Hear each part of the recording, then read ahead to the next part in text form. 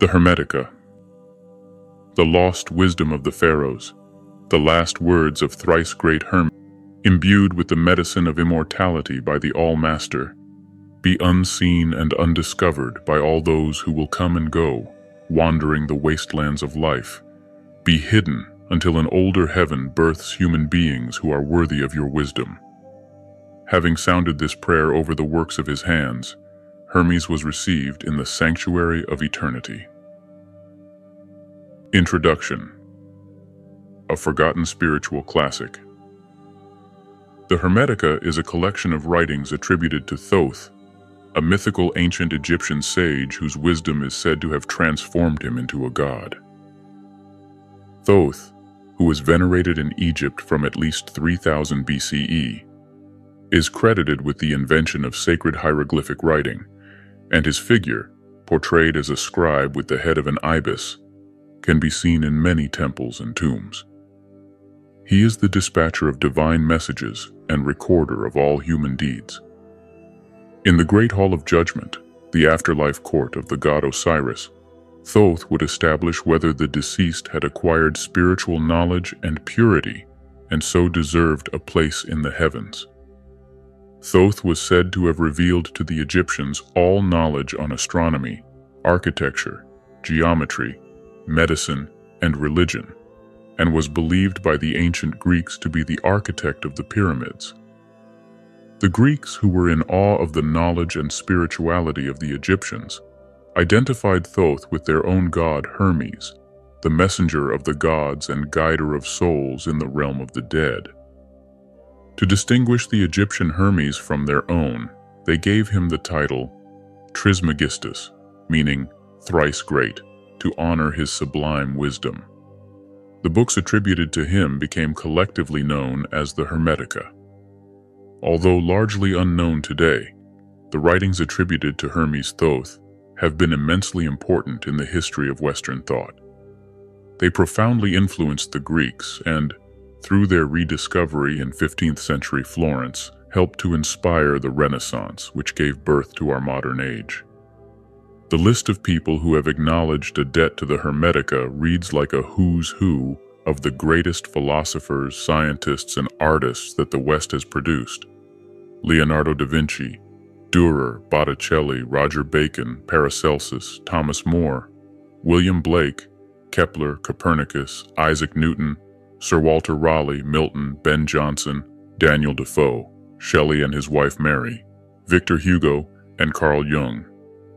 It heavily influenced Shakespeare, John Donne, John Dee, and all the poet-philosophers who surrounded the court of Queen Elizabeth I, as well as the founding scientists of the Royal Society in London, and even the leaders who inspired the Protestant Reformation in Europe. The list is endless, with the Hermetica's influence reaching well beyond the frontiers of Europe. Islamic mystics and philosophers also trace their inspiration back to thrice great Hermes, and the esoteric tradition of the Jews equated him with their mysterious prophet Enoch. The Hermetica is a cornerstone of Western culture.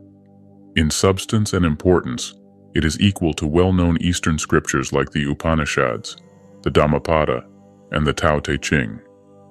Yet unlike these texts, which are now readily available and widely read, the works of Hermes have been lost under the dead weight of academic translations, Christian prejudice, and occult obscurities. Until now, no simplified rendering of these writings has been available to the general reader. All previous versions in the English language are very dense, impenetrable, and loaded down with notes and subtext that make them difficult to digest. This new version, however, makes this ancient wisdom more easily accessible. It presents carefully selected extracts of the Hermetic texts, linked together into a narrative and rendered into easily understood English. What emerges is an inspiring and illuminating taste of a forgotten classic. The history of the Hermetica. The early origins of the Hermetica are shrouded in mystery, but the evidence suggests it is a direct descendant of the ancient philosophy of the Egyptians. However, the handful of surviving works attributed to Hermes are not written in ancient Egyptian hieroglyphs, but in Greek, Latin, and Coptic. They were collated in the city of Alexandria in Egypt during the 2nd and 3rd centuries CE. Here, the Hermetic philosophy helped inspire some of the greatest intellectual achievements of the ancient world. Alexandria was a great center of learning, surpassing even Athens. Its founder, Alexander the Great, had conquered and united Greece, Persia, Egypt, and India into one vast empire. Cultures that had grown up more or less independently were brought together, and there was no bigger melting pot than Alexandria. Into this new universal city, Cosmos Polis, poured men and women of every race and nation. Greeks, Jews, Egyptians, Babylonians, Phoenicians, and even Buddhists from India associated together in relative peace. The Alexandrians were renowned for their thirst for knowledge, and under the enlightened Greek ruler, Ptolemy, a library and museum were founded where human beings first systematically collected the wisdom of the world. At its height, the Library of Alexandria housed some 500,000 scrolls. These included the works of Euclid, Archimedes, and the astronomer Ptolemy, who dominated the spheres of geometry, mathematics, and geography, respectively, until well into the Middle Ages. It contained the research of Aristarchus of Samos, who had shown that the Earth is one of the planets orbiting the Sun, and Eratosthenes, who had calculated the circumference of the Earth to within a few percent. Scientists of the library knew about the precession of the equinoxes and that the moon was responsible for the rhythm of the tides. Alexandria was also rich in esoteric knowledge: Pythagoreanism, Chaldean oracles, Greek myths, Platonic and Stoic philosophy, Judaism, Christianity, the Greek mystery schools, Zoroastrianism, astrology, alchemy, Buddhism, and of course the ancient Egyptian religion were all practiced, studied, compared, and discussed. The Golden Age of Alexandria came to an end with the birth of the intolerant Christian Holy Roman Empire. Despite the sophistication and cultural achievements of the ancients, the Christians referred to them dismissively as pagans, which means country dwellers. In 415 CE, Hypatia, one of the last great scientists and pagan philosophers working at the Library of Alexandria, was seized by a mob of Christians, who removed her flesh with scallop shells and burnt her remains. Their leader, Bishop Cyril, was later canonized Saint Cyril. The great library was finally destroyed as so much pagan superstition, and this wealth of knowledge was scattered to the four winds. The Christian Roman Emperor Theodosius closed pagan temples across the empire and began the previously unknown phenomenon of book burning. For the West, the 5th century ushered in the 1,000-year period appropriately known as the Dark Ages. The Hermetica and Islam. History shows that wherever the works of Hermes have been studied and venerated, civilization has flourished. Pagan scholars and sages fled to the newly emerging Arab culture, taking their knowledge and the Hermetic writings with them. 200 years later, the Muslims created an empire whose learning and scientific achievements were unsurpassed. By the beginning of the 9th century, the first university was established in Baghdad, called the House of Wisdom. Here, many pagan works were translated. The sciences that had reached such heights in Alexandria were significantly developed, and the ancient pagan spiritual wisdom was covertly studied and practiced. From its exalted position amongst the sacred scriptures of Egyptian spirituality, the Hermetica became the secret inspiration for an important undercurrent in Islamic philosophy, and the holy book of unorthodox religious sects, such as the Sabaeans. We would never have heard of the mysterious Sabaeans had they not come into conflict with the religious authorities of their day. Several centuries after the death of its founder, Muhammad, Islam was beginning to succumb to the same desire for orthodoxy that had arisen in the Christian West. Heretics were to be rooted out, if necessary, with violence. In 830 CE, a powerful caliph was passing through the city of Haran. when he noticed the strangely dressed Sabaeans and questioned their leaders. Asked to produce their sacred texts, they returned with the books of Hermes. The genius philosopher-scientist Thabit ibn Qurra was a Sabaean who in 810 CE wrote the following rousing defense of Hermetic paganism. "We are the heirs and propagators of paganism. Happy is he who for the sake of paganism bears the burden of persecution with firm hope. Who else have civilized the world and built cities if not the nobles and kings of paganism? Who else have set in order the harbors and the rivers? And who else have taught the hidden wisdom? To whom else has the deity revealed itself, given oracles, and told about the future, if not the famous men amongst the pagans? The pagans have made known all of this. They have discovered the art of healing the body. They have also made known the art of healing the soul. They have filled the earth with settled forms of government and with wisdom, which is the highest good. Without paganism, the world would be empty and miserable." Thabit ibn Qurra. Another unorthodox group within the Islamic Empire, who also traced their ancestry back to thrice great Hermes, were the poets and mystics known as the Sufis. The 12th century Iranian Sufi philosopher Yahya Surawardi made it his life's work to link what he called the original Oriental religion with Islam. He claimed that the sages of the ancient world had preached a single doctrine. This had been originally revealed to Hermes, whom Surawardi identified with the prophet known as Idris in the Quran, and the Jewish prophet Enoch. In the Greek world, he claimed, this philosophy had been transmitted through Pythagoras and Plato, and in the Middle East through the Zoroastrian Magi. It had been secretly passed on until it had reached himself through a direct line of enlightened sages, including his own master, the Sufi mystic Al-Hallaj. Not surprisingly, both Surawardi and Al-Hallaj were executed by the religious authorities for heresy. Al-Hallaj by crucifixion. Hermes and the reawakening of Europe. With the Arab Empire becoming increasingly intolerant, the owners of the Hermetic books traveled in search of a safe refuge. In the 15th century, many fled to the tolerant city-state of Florence in northern Italy, where this wisdom again inspired a great cultural flowering. In 1438, the Byzantine scholar Themistocles made available to the awestruck Florentines the entire lost works of Plato. These and other pagan works were translated into Latin for the first time. The ruler of Florence, the philanthropist and scholar Cosimo de' Medici, established a new Platonic academy, a group of intellectuals and mystics who found their inspiration in the ancient pagan philosophy.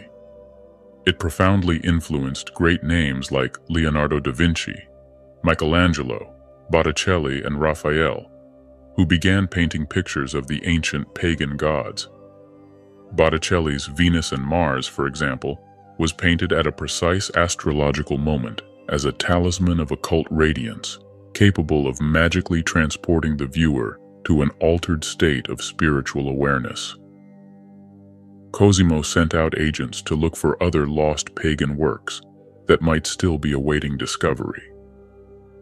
In 1460, one of them came across the lost works of thrice great Hermes and brought them to Florence. The Florentines, already reeling from the discovery that an ancient civilization of immense sophistication had risen and fallen nearly 2,000 years before them, now believed they had in their hands the words of the most ancient sage of them all. Cosimo ordered his young Greek scholar Marsilio Ficino to cease his work on translating Plato and to begin immediately on this new Egyptian text. Ficino had it ready in time to read to Cosimo just before his death. The emergence of a glorious new culture in Florence signaled the end of the Dark Ages. We call this period the Renaissance, meaning rebirth, which is a fitting name, for at the heart of the Hermetic philosophy is the idea of being spiritually reborn. The ancient pagan wisdom arrived in Florence at a fortuitous moment in history. Within a few years, the first printing presses arrived in Italy, and the pagan wisdom was printed and dispersed throughout Europe. Students of the new learning, as the Florentine experiment became known, were sent out as emissaries, beginning new movements wherever they went. Reuchlin, the father of the Reformation and teacher of Luther and Erasmus, left Florence and sowed the earliest seeds of the Protestant Reformation in Germany. Thomas Linacre founded the Royal College of Physicians in London. The mathematician Nicholas of Cusa, the physician Paracelsus, the architect Brunelleschi, and the astronomer Toscanelli, whose famous map inspired Christopher Columbus, all owed their inspiration to the Florentine reawakening of the spirit of ancient paganism. Copernicus's momentous claim that the sun, not the earth, is at the center of the solar system was a choice, not a discovery, made after studying Hermetic Platonic philosophy at an Italian university. On the first page of On the Revolution of the Celestial Orbs, published in 1543, Copernicus quotes the words of thrice great Hermes, "The sun is the visible God." As in Alexandria 1,000 years earlier, the Renaissance viewed science, art, literature, and religion as parts of a united whole to be studied together. All aspects of human life were now opened up as legitimate areas of investigation.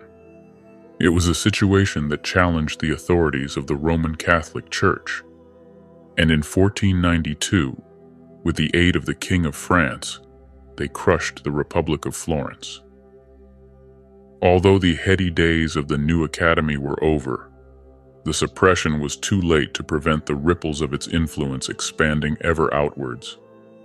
Florentine scholars were dispersed across Europe and became known as the Fifth Essence.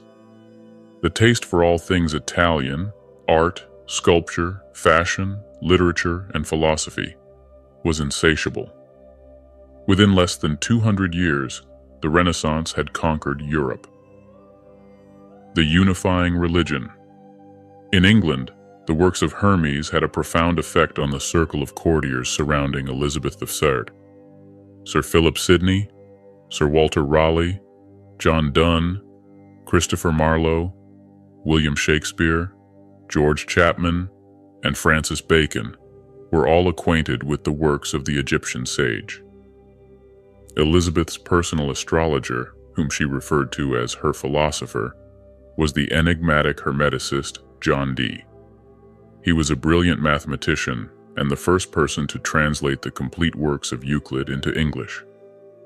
Dr. Dee owned the greatest library in England, and his home was regarded as a third university to Oxford and Cambridge. He was visited by scholars from all over Europe and made frequent journeys to Prague, where the first detailed commentaries on the Hermetica were being written.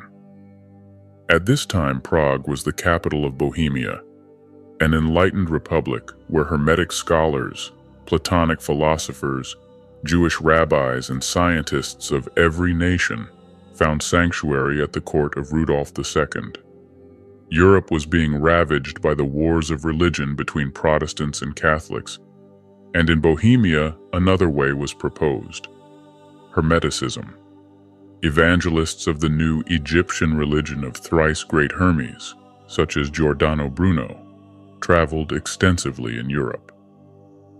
Bruno interpreted the new sun-centered cosmos proposed by Copernicus in an entirely mystical way, as the rising of a new sun at the dawning of a new age. He believed that the Egyptian religion of Hermes was the ancestor of the Greek mystery schools, the religion of Moses and the Jews, and the birthplace of Christianity. In Bruno's imagination, it was now poised to become the unifying religion in which Jews, all denominations of Christians, Platonic humanists, and even Muslims could meet and resolve their differences.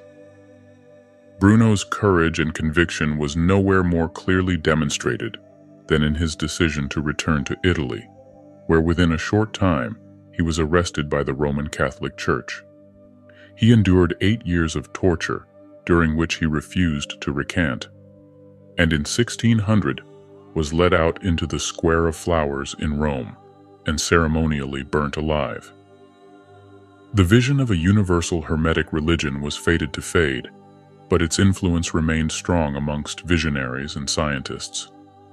Sir Isaac Newton, for example, like many men of his time, was passionately interested in alchemy, the patron god of which was thrice great Hermes. Indeed, the word alchemy means from Egypt. The astronomer Kepler published quotes from the Hermetica in his greatest work, On the Harmony of the World. In 1640, the poet John Milton celebrated the wisdom of Hermes, writing, "Or let my lamp at midnight hour be seen in some high lonely tower, where I may oft outwatch the bear with thrice great Hermes, or unsphere the spirit of Plato to unfold what worlds, or what vast regions hold the immortal mind that hath forsook her mansion in this fleshy nook." The demise of thrice great Hermes. At the same time as Milton was writing, however, the ground was being cut away from under the authenticity of the Hermetica. Previously, these works had been believed to be of extreme antiquity, dating back to the time of the Pharaohs. In 1614, a scholar called Isaac Casaubon published a textual analysis of the Hermetica, which showed, quite correctly, that the grammar, vocabulary, form, and content of the Greek versions of these works dated them to no earlier than the 2nd and 3rd centuries CE. They were not written by an ancient Egyptian sage, he claimed, but by scholars in the city of Alexandria. Their philosophy was nothing more than an exotic blend of Greek, Christian, and Jewish philosophy, mixed up with astrology and magic. The Egyptian names that pepper the text were mere decoration and ornament.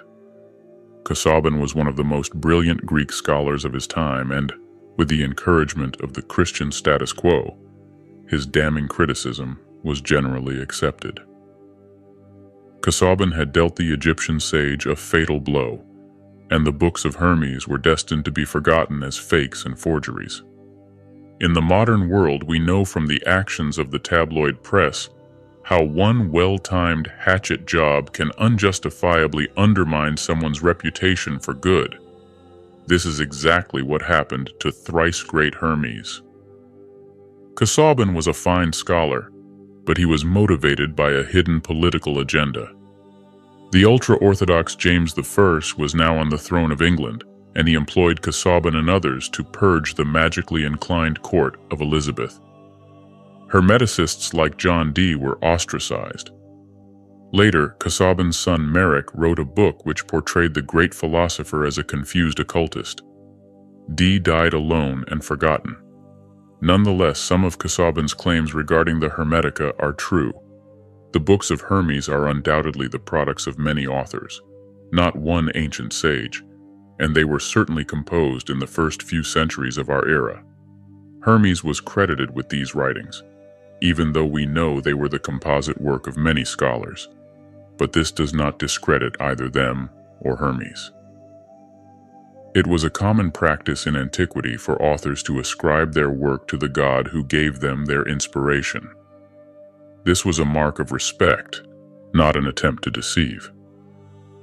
On the second charge, Casaubon is also right to claim that the Hermetica was written down in 2nd century Alexandria, but all the modern evidence suggests that it does in fact express Egyptian beliefs filtered through the understanding of the Greek scholars of the period.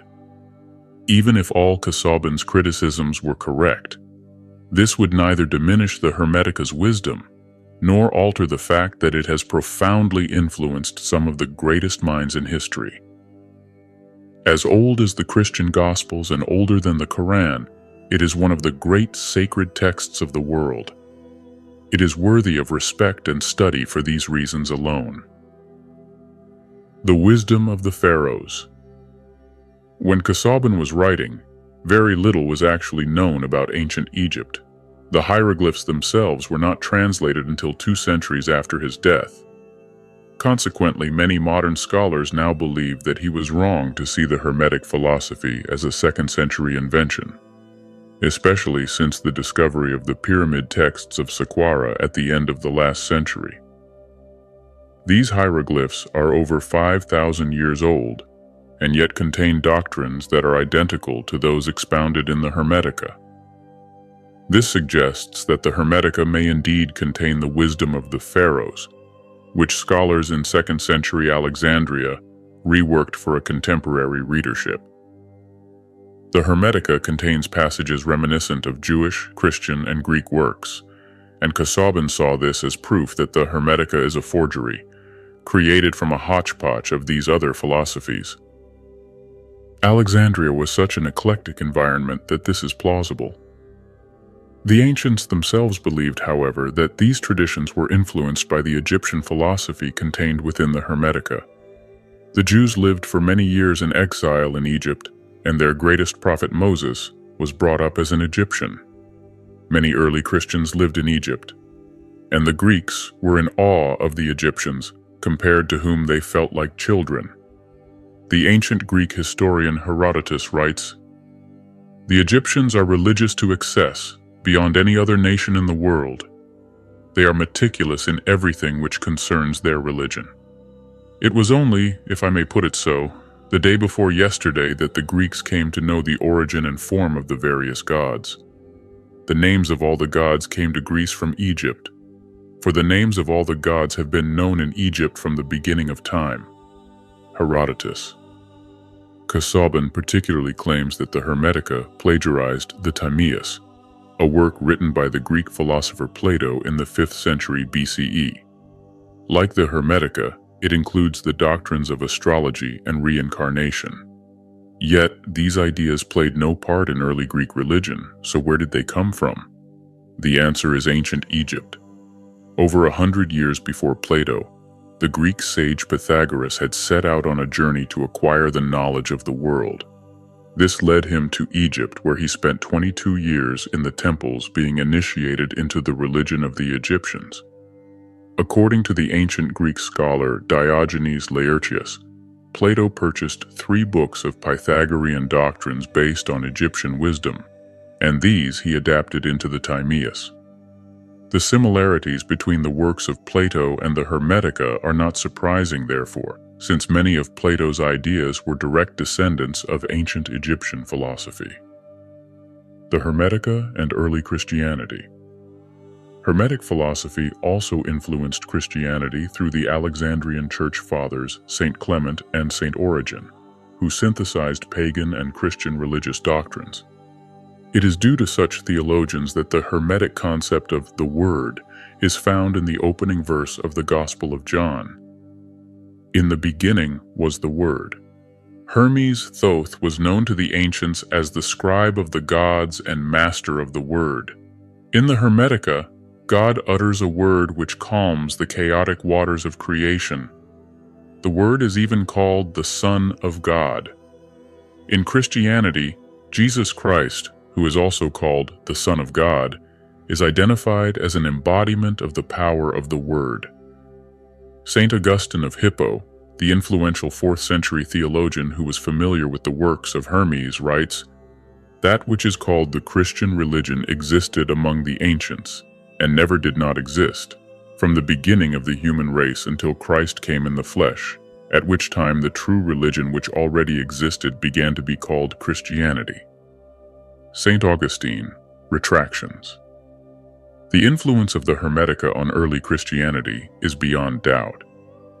In 1945, works of Hermes were discovered amongst scriptures belonging to Gnostic Christians of the 1st centuries CE. According to a note on one of the texts, early Christian communities possessed many copies of the works of Hermes.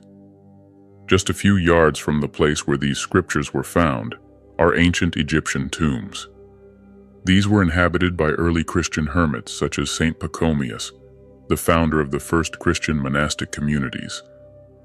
The walls of these tombs are covered in hieroglyphs ascribed to the great god Thoth, Hermes. They describe a spiritual rebirth into knowledge of God. In such places, early Gnostic Christians pored over the Hermetica. Under its powerful influence, they composed their own philosophy of a saving gnosis, GK, knowledge, a direct knowledge of God bestowed by the Messiah Jesus. All the evidence suggests that Kybalion was wrong to simply dismiss the Hermetica as some cobbled-together mixture of many different philosophies. The Hermetica was undoubtedly written by Alexandrian scholars for a Greek-speaking readership, but it contains a powerful echo of the ancient wisdom on which it was based. It offers us one of the best windows available to gaze into Egypt's remotest past. With its help, we can understand the mystical vision that inspired the awesome Giza pyramids. But what is the Hermetic philosophy that has held such a profound fascination for some of the greatest minds in history? The mind of God. At the heart of Hermes's teachings is one simple idea: God is a big mind. Everything which exists is a thought within the mind of God. This book is a thought in the mind of God. Your body is a thought in the mind of God. These ideas which are being discussed are thoughts in the mind of God. How can we understand this? Consider for a moment your own experience. Thoughts and feelings exist within your mind. You know the outer world around you because your senses give you information which you also then experience within your mind. When your mind is completely unconscious, you don't experience anything. Ultimately, everything that exists in your life is a thought within your mind. Your mind, however, is limited by being trapped in a physical body. Imagine for a moment that it is not. Imagine that it is free to be conscious of everything, at all times and in all places. Then everything that is, has been, and will be would exist as a thought within your mind. This is the nature of God's mind. He is not limited by a physical body. He is the big mind within which everything exists. Hermes describes the mind of God as the oneness which unites everything. What does this mean? Again, look at your own experience. You experience many different things with your mind. Right now, you are reading this book. Before that, you may have been eating or walking in the country. Yet all of these different things are experienced by one thing: your mind. It is the oneness that unites all of your experience. In the same way, God's mind is the oneness which unites everything. Hermes says that this oneness contains all opposites. This paradox can be understood by once more looking at the nature of your own mind. Some things you experience are hot and others cold. Some are bright and others dark. Some you call good and others bad. Nothing that you experience can be both cold and hot, because they are opposites. Yet both cold and hot are experiences which you have. Your mind is the one thing which contains all opposites. Hermes teaches that the mind of a human being is made in the image of God's big mind. If we can free our mind from the limitations imposed by the physical body, we can experience the mind of God. We were created with the specific purpose of learning to do this. This is the spiritual goal of human life. To reach this destination, we must expand our awareness. We must use the power of our little minds to reach out to God's big mind. To help us do this, Hermes narrates a dramatic story of how God creates and maintains the cosmos. It is through appreciating the awesome beauty of the cosmos and understanding the fundamental laws by which it functions that we can come to know the mind of God. It was this vision which fired the imaginations of the great minds of history. It inspired the birth of science by encouraging them to explore the mind of God by seeking to discover more of how the universe works. Some great modern scientists, such as Albert Einstein and Stephen Hawking, still describe science as an attempt to understand the mind of God. The Hermetic philosophy places man at the very center of God's creation. Hermes declares that man is a marvel. With his mind, he may not only understand the universe, but even come to know God. He is not a mortal body which will live and die. He is an immortal soul which, through the experience of a spiritual rebirth, may become a god, a new version of the Hermetica. A book of this size cannot contain all the Hermetic teachings. It can, however, give an inspirational and intriguing taste of their core doctrines. The main surviving philosophical Hermetic texts are the 18 books known as the Corpus Hermeticum. 17 survive, book 15 is missing. the Asclepius, the Stobaeus, and various fragments. These works are dense and somewhat impenetrable. In this new version, therefore, we have selected key extracts and combined them to bring out the essential wisdom and inherent poetry that they contain. In this endeavor, we feel we are following in the footsteps of the scholars of Alexandria who collated these books from the ancient material that was then available, making them accessible to a contemporary readership. Our sources are contained in notes at the back of the book, but for most readers, it will be enough to follow a progressive exposition of the essence of Hermeticism, condensed into more manageable sections.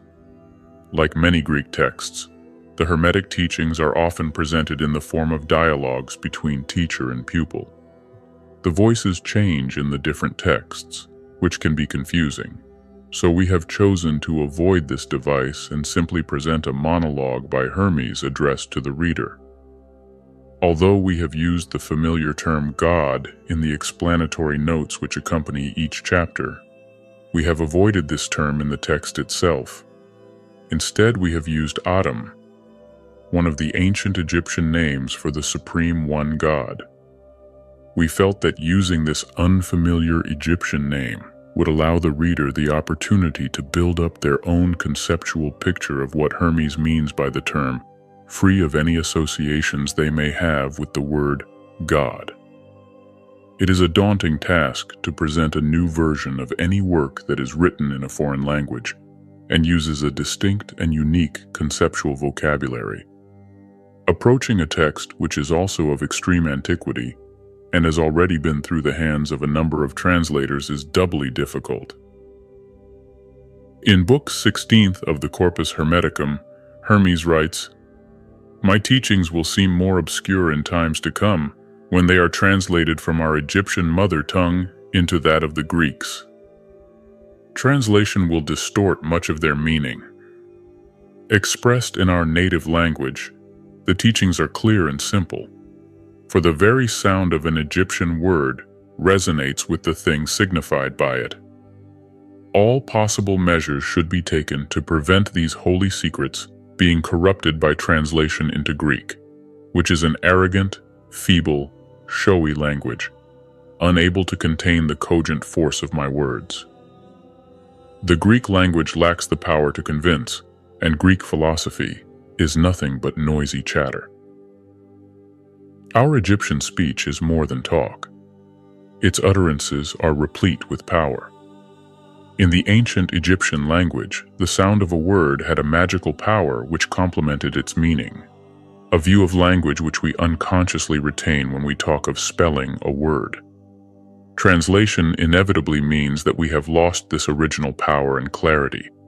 Hermes teaches, however, that through the power of the mind, all things are possible. We have tried, through the power of contemplation which Hermes advocates, to distill the essence of his teachings for a new generation of spiritual seekers. Although human culture has changed beyond recognition, from the times of the ancient Egyptians, the essential mysteries of life have remained what they have always been and always will be. For those alive to these mysteries, the writings of Hermes are as relevant today as they were in the distant past. We hope this new version captures as much as possible of the Hermetic vision, playing some small part in restoring to this ancient wisdom the respect that it is due. Chapter 1. The Prophecies of Hermes. In this chapter, Hermes describes the nature of pure philosophy, but laments that in future generations it will become all but lost. The philosophy that Hermes teaches is not just a clever intellectual exercise. It is about focusing the mind in deep meditation on Atum, an ancient Egyptian name for God. Such pure philosophy is about rising above mere opinions to experience directly the mind of the universe. Using the God-given gift of our own little minds, we can come to know the big mind that creates and maintains the cosmos in beautiful order. For Hermes, spiritual philosophy is not opposed to science, as it often is for us today. The student of spiritual philosophy studies science as a form of devotion to God. Through understanding the secrets of the natural world, he is overcome with a sense of awe and reverence for the Creator. He appreciates the perfect order of the universe, as if he were listening to a grand symphony, in which every melody has been exquisitely combined to compose one magnificent harmony. Hermes prophesies, however, that this spiritual philosophy will one day become lost and confused. Speaking from our distant past, he uncannily describes the predicament we find ourselves in today. Pure philosophy has been replaced by the teachings of clever intellectuals, with no mystical understanding of life.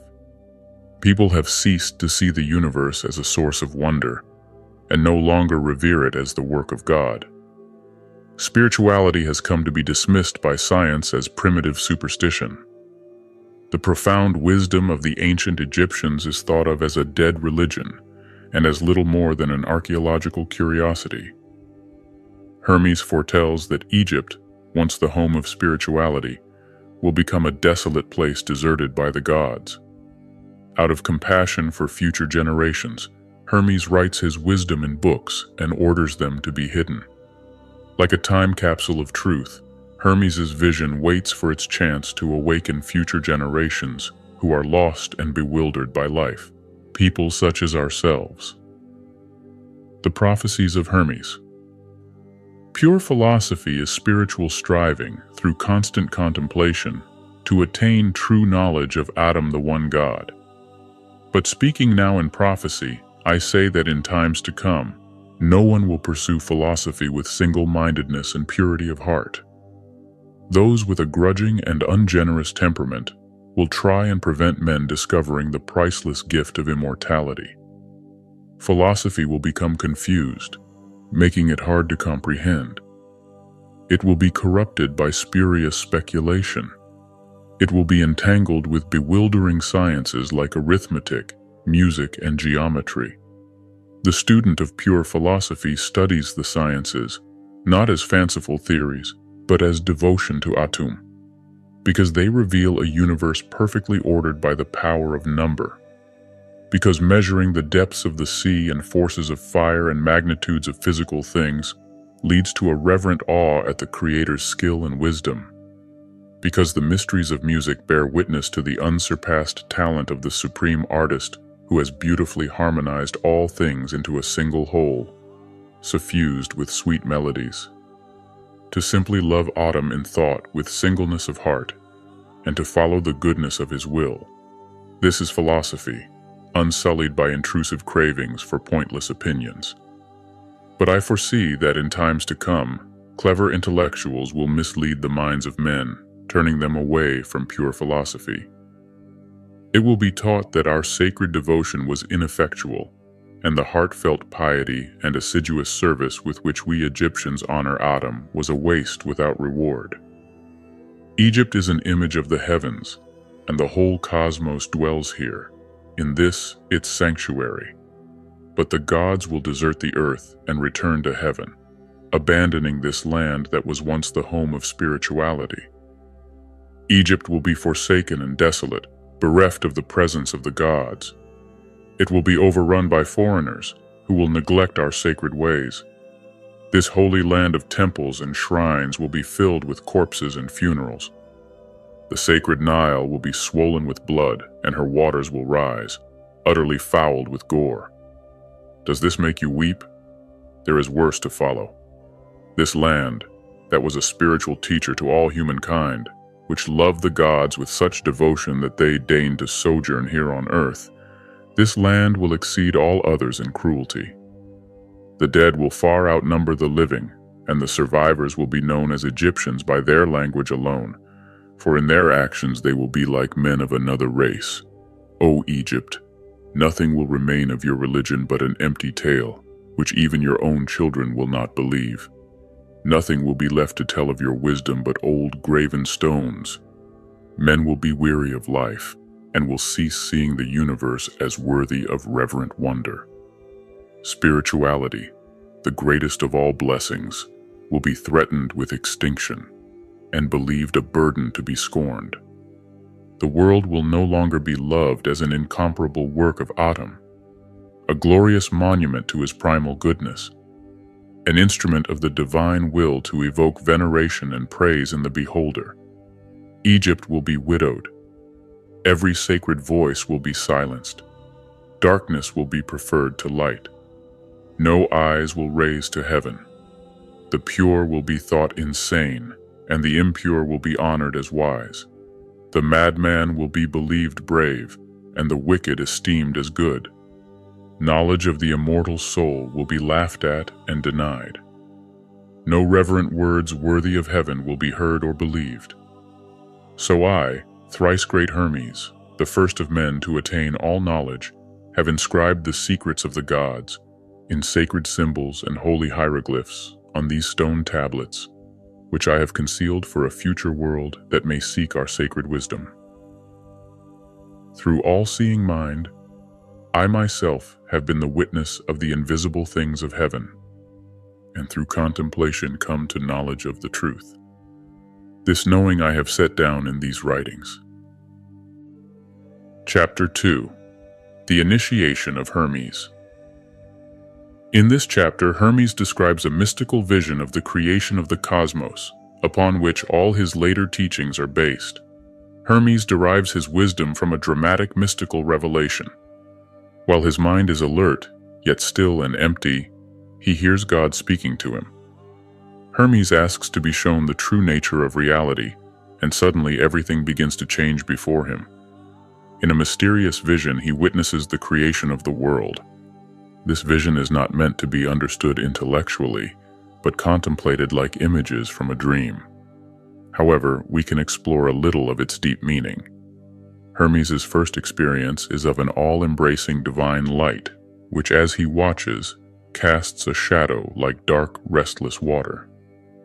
Later he is told that this light is the mind of God, and the dark waters are the unlimited potential out of which God will fashion the universe.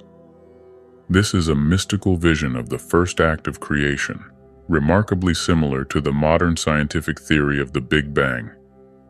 An explosion of light and energy slowly cools to become the black womb of space, into which suns and planets and finally ourselves are born. This birth, like any birth, is accompanied by pain, and Hermes hears an inarticulate cry of suffering from the turbulent depths. The light then speaks a word which calms the chaotic waters. This word is like a blueprint that will organize a structured cosmos out of the chaos. Modern science might call it the fundamental laws of nature. This word is the first idea in the mind of God, from which everything springs. Initiated into the secrets of the creation, Hermes receives his divine mission from the Supreme Being. Only this knowledge, he is told, can save those who live in darkness. Hermes must become a spiritual guide to all mankind. The Initiation of Hermes. My senses were suspended in mystic sleep. Not a weary, full-fed drowsiness, but an alert and conscious emptiness. Released from my body, I flew with my thoughts, and while I soared, it seemed to me a vast and boundless being called my name. Hermes, what are you looking for? Who are you? I asked. I am the way guide, the supreme mind, the thoughts of Atum, the one God. I am with you, always and everywhere. I know your desires. Make your questions conscious and they will be answered. Show me the nature of reality.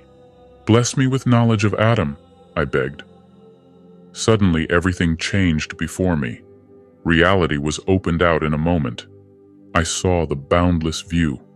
All became dissolved in light, united within one joyous love.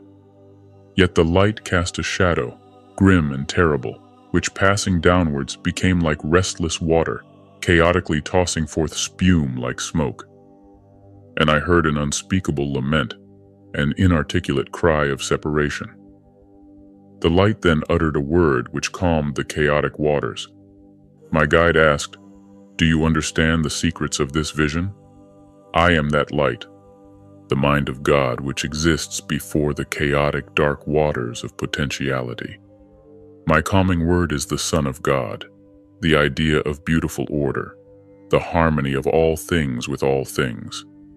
Primal mind is parent of the word, just as in your own experience your human mind gives birth to speech. They cannot be divided one from the other, for life is the union of mind and word. Now, fix your attention upon the light and become one with it. When he had said this, he looked into me, eye to eye, until trembling, I saw in thought limitless power within the light, to form an infinite yet ordered world, and I was amazed. I saw in the darkness of the deep, chaotic water without form permeated with a subtle, intelligent breath of divine power. Autumn's word fell on the fertile waters, making them pregnant with all forms. Ordered by the harmony of the word, the four elements came into being, combining to create the brood of living creatures. The fiery element was articulated as the constellations of the stars and the gods of the seven heavenly bodies, revolving forever in celestial circles. The word then leapt up from the elements of nature and reunited with mind the maker, leaving mere matter devoid of intelligence. My guide said, "You have perceived the boundless primal idea, which is before the beginning. By Autumn's will, the elements of nature were born as reflections of this primal thought in the waters of potentiality. These are the primary things, the prior things, the first principles of all in the universe. Autumn's word is the creative idea, the supreme, limitless power which nurtures and provides for all the things that through it are created. I have shown you everything. Why do you wait? Write the wisdom you have understood in hieroglyphic characters, carved on stone in the holy sanctuary. Make yourself a spiritual guide to those worthy of the gift of knowledge, so that through you, Autumn may save humankind." I was overwhelmed with gratitude to the All-Father who had graced me with the supreme vision. In awe and reverence I prayed, "Please never let me fall away from this knowledge of your being, so that I may enlighten those who are in darkness." Then, with his power in me, I began to speak. The aloof laughed at my words, but others knelt at my feet. I told them to stand and receive the seeds of wisdom, which I will sow in you with these teachings. So, listen, men of clay. If you do not pay keen attention, my words will fly past you and wing their way back to the source from which they come. Chapter 3. The Being of Adam. In this chapter, Hermes attempts to describe God, Adam here. Although God cannot be defined with words, Hermes gives some clues for us to contemplate. God is oneness. Everything is a part of one supreme being. Like the number 1, which is the source of all subsequent numbers, God is the source of all. Yet just as when the number 1 is divided or multiplied by itself, it remains 1, so God constantly remains the oneness. Because he unites everything, his nature is paradoxical. He is the creator who creates himself. He is always hidden from us, yet he is also the world around us. He has no particular name because all names refer to him. God is the supreme mind. He is everywhere and always. The human mind is an image of the supreme mind. Through the power of the imagination, it can roam the universe and be, like God, in all times and all places. Hermes tells us that if we truly understood the extraordinary power of the human mind, we would then know the nature of God. Everything exists as an idea within the mind of God. He creates all things in the same way that our own minds create thoughts. Just as the nature of mind is to think, so the nature of God is to create. This is not something he did at the beginning of time. He is doing it continuously. God is constantly creating creation and will never stop. God is both the material objects around us and the immaterial thoughts in our minds. The world we see and sense is an illusion, however, compared to the great ideas which only exist in the mind. Above all are the ideas of goodness and beauty. These qualities belong to God alone. They can at best be found imperfectly in the material world, but exist in all their perfection in the immaterial world of the mind. They are so perfect that God is in love with them. God is in love with himself. The being of Adam. Give me your whole awareness and concentrate your thoughts, for knowledge of Adam's being requires deep insight, which comes only as a gift of grace. It is like a plunging torrent of water whose swiftness outstrips any man who strives to follow it, leaving behind not only the hearer, but even the teacher himself. To conceive of Adam is difficult, to define him is impossible. The imperfect and impermanent cannot easily apprehend the eternally perfected. Adam is whole and constant. In himself he is motionless, yet he is self-moving. He is immaculate, incorruptible, and everlasting. He is the supreme absolute reality. He is filled with ideas which are imperceptible to the senses, and with all-embracing knowledge. Adam is primal mind. He is too great to be called by the name Adam. He is hidden, yet obvious everywhere. His being is known through thought alone, yet we see his form before our eyes. He is bodiless, yet embodied in everything. There is nothing which he is not. He has no name because all names are his name. He is the unity in all things, so we must know him by all names and call everything Adam. He is the root and source of all. Everything has a source, except this source itself, which springs from nothing. Adam is complete like the number 1, which remains itself whether multiplied or divided, and yet generates all numbers. Adam is the whole which contains everything. He is one, not two. He is all, not many. The all is not many separate things, but the oneness that subsumes the parts. The all and the one are identical. You think that things are many when you view them as separate, but when you see they all hang on the one and flow from the one, you will realize they are united, linked together, and connected by a chain of being from the highest to the lowest, all subject to the will of Atom. The cosmos is one as the sun is one, the moon is one, and the earth is one. Do you think there are many gods? That's absurd. God is one. Atom alone is the creator of all that is immortal and all that is mutable. If that seems incredible, just consider yourself. You see, speak, hear, touch, taste, walk, think, and breathe. It is not a different you who does these various things, but one being who does them all. To understand how Atom makes all things, consider a farmer sowing seeds, here wheat, there barley, now planting a vine, then an apple tree. Just as the same man plants all these seeds, so Atom sows immortality in heaven and change on earth. Throughout the cosmos he disseminates life and movement, the two great elements that comprise Atom and his creation, and so everything that is.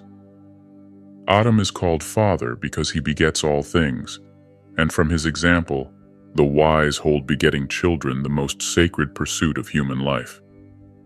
Atom works with nature, within the laws of necessity, causing extinction and renewal, constantly creating creation to display his wisdom. Yet the things that the eye can see are mere phantoms and illusions. Only those things invisible to the eye are real. Above all are the ideas of beauty and goodness. Just as the eye cannot see the being of Atom, so it cannot see these great ideas. They are attributes of Atom alone, and are inseparable from him. They are so perfectly without blemish that Atom himself is in love with them. There is nothing which Atom lacks, so nothing that he desires. There is nothing that Atom can lose, so nothing can cause him grief. Atom is everything. Atom makes everything, and everything is a part of Atom. Atom, therefore, makes himself. This is Atom's glory. He is all creative, and this creating is his very being. It is impossible for him ever to stop creating, for Atom can never cease to be. Atom is everywhere. Mind cannot be enclosed because everything exists within mind. Nothing is so quick and powerful. Just look at your own experience. Imagine yourself in any foreign land, and quick as your intention, you will be there.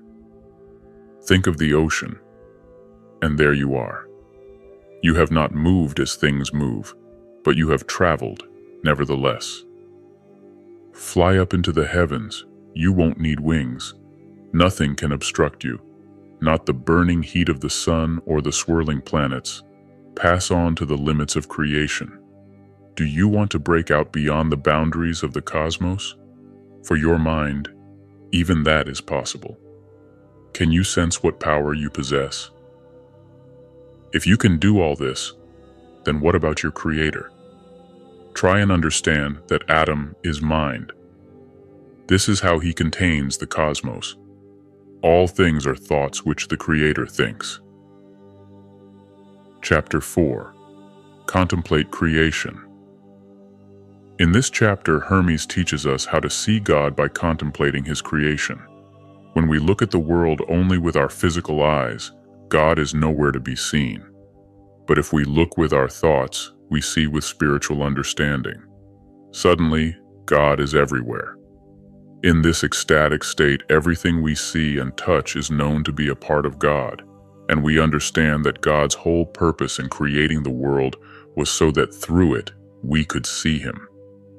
The cosmos is his body, and we can come to know him by contemplating its extraordinary order and beauty. Hermes asks us to consider the constant revolutions of the stars in the night sky, the laws of fate which he calls necessity, the goodness of everything that has happened and is happening. Could this all be so perfect without a supreme mind which maintains such exquisite order? Could it all just be happening accidentally? He reminds us of the marvel of our own birth. Who created us in the womb? Who perfectly crafted the individual details of our bodies? Statues and portraits don't just happen. They are sculpted and painted.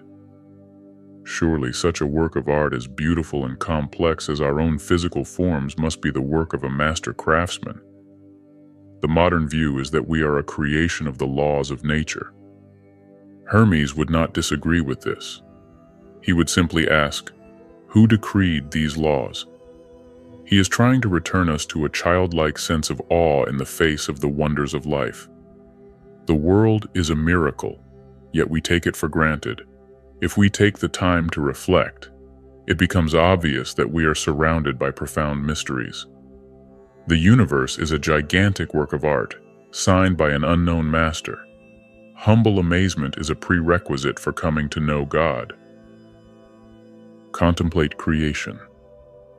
Ask Atom to flash a ray of his illumination into your awareness, giving you the power to grasp in thought his sublime being. For the invisible may only be seen with thoughts, which are themselves invisible. If you can't see thoughts, do you expect to see Atom?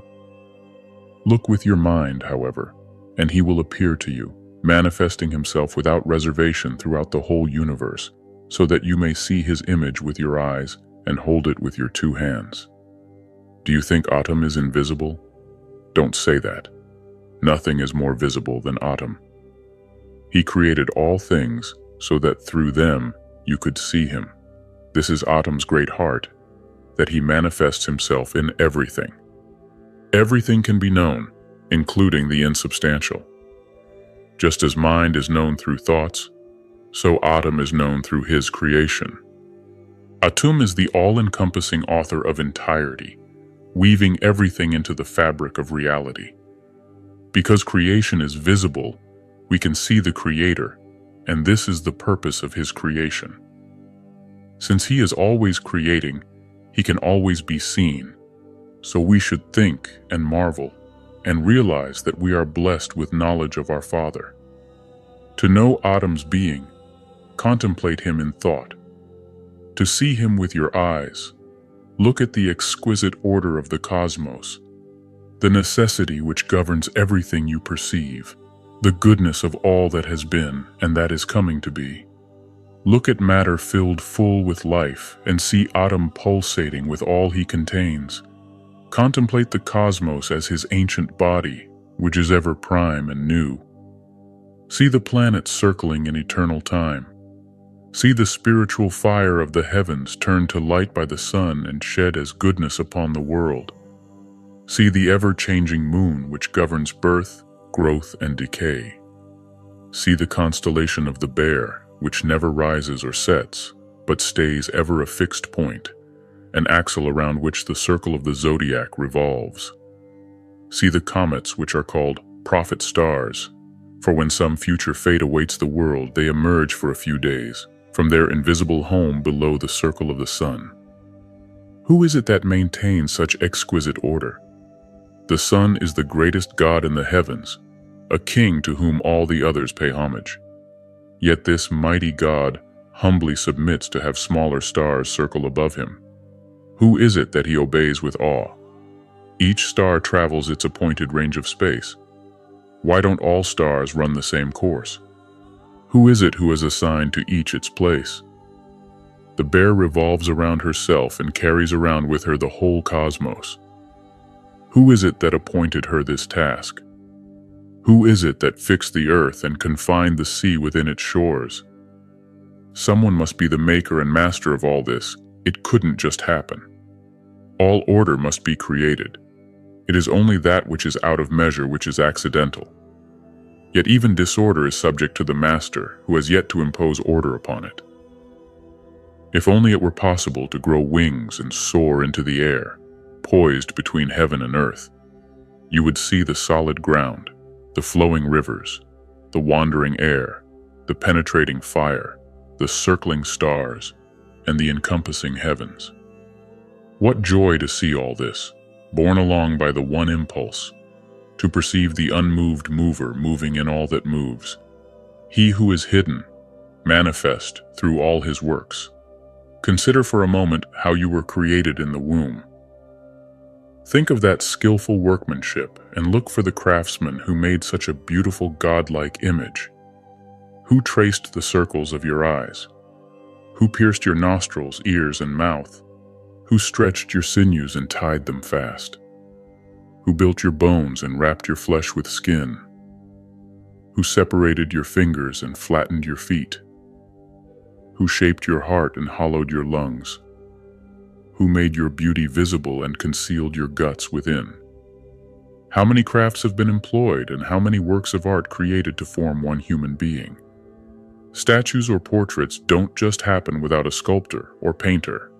Has such a sublime work no creator? Chapter 5. The Living Cosmos.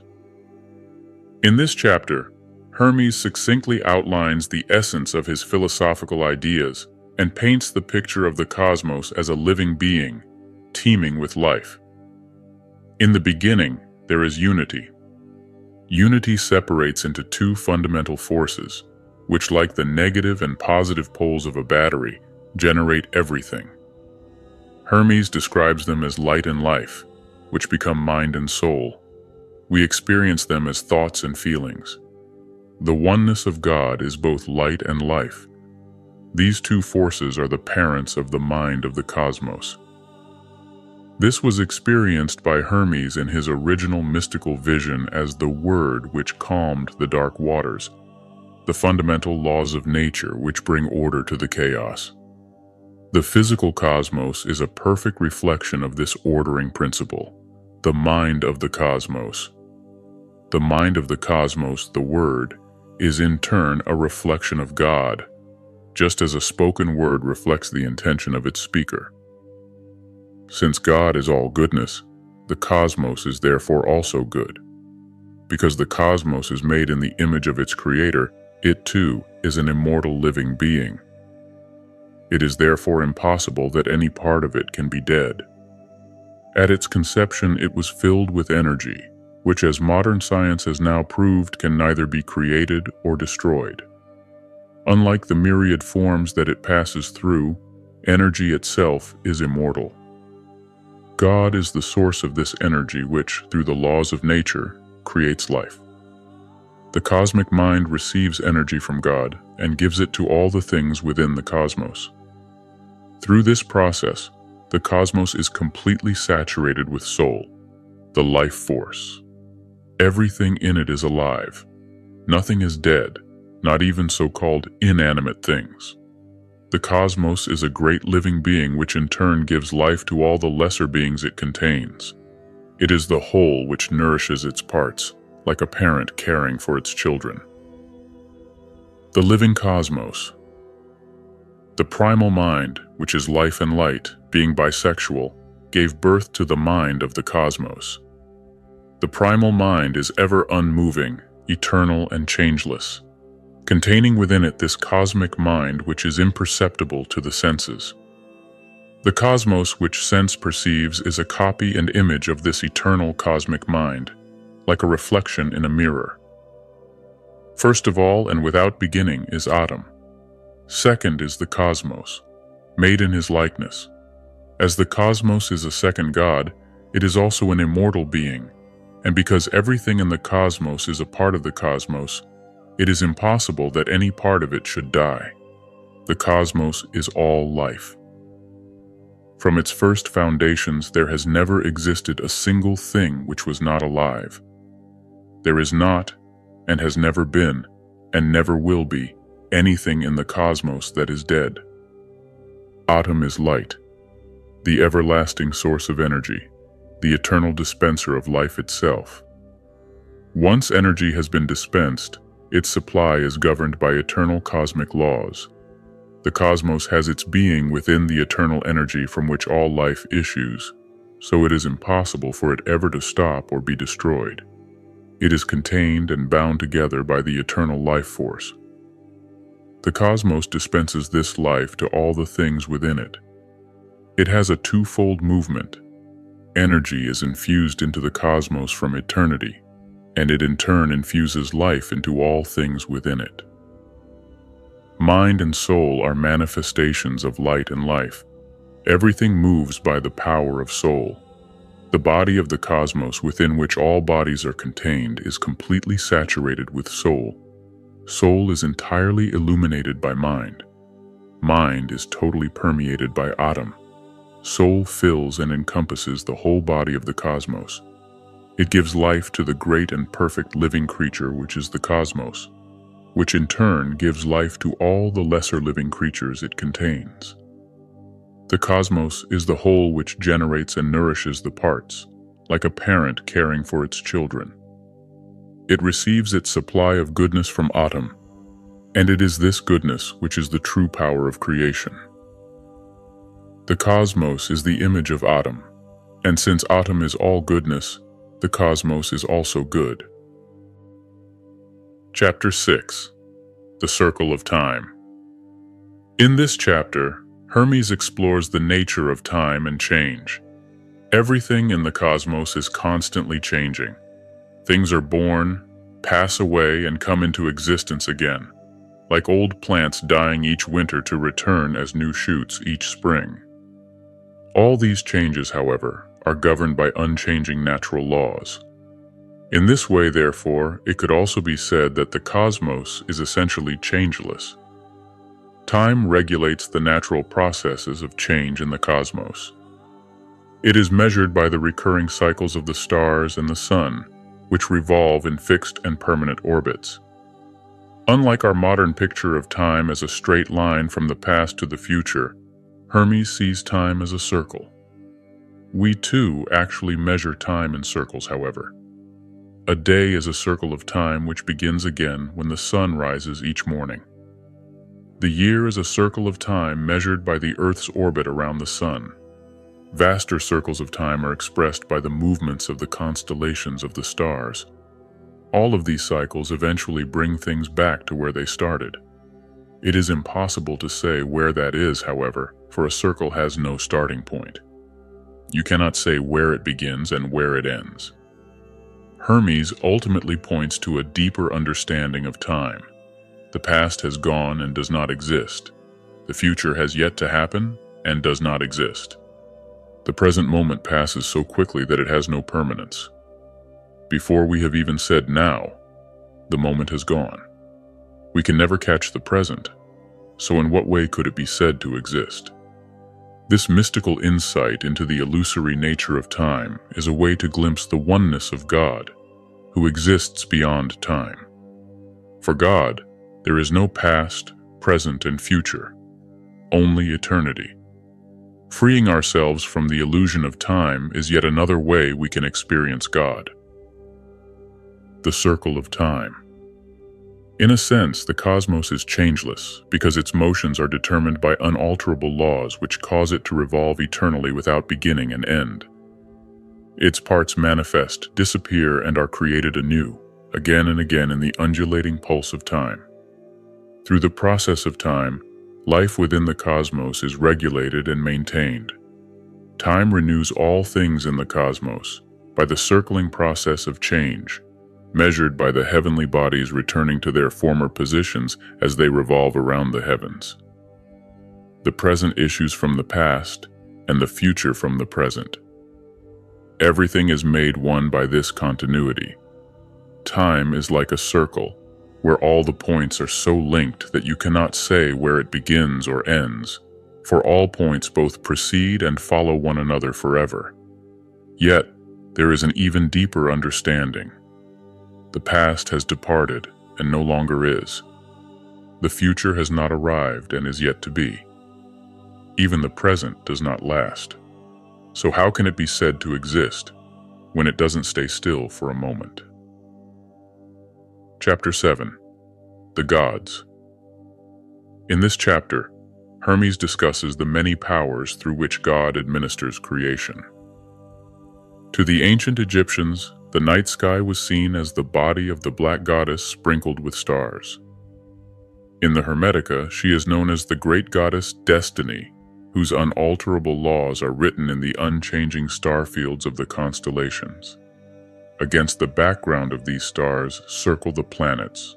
Ruled by the great goddess, they administer her fate to all things upon the earth.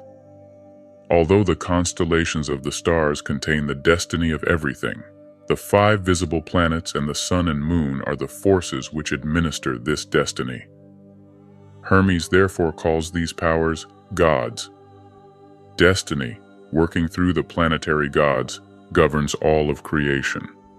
They pour an uninterrupted stream of life force into all forms of matter, making them ceaselessly change from one state to another in a process we call living and dying.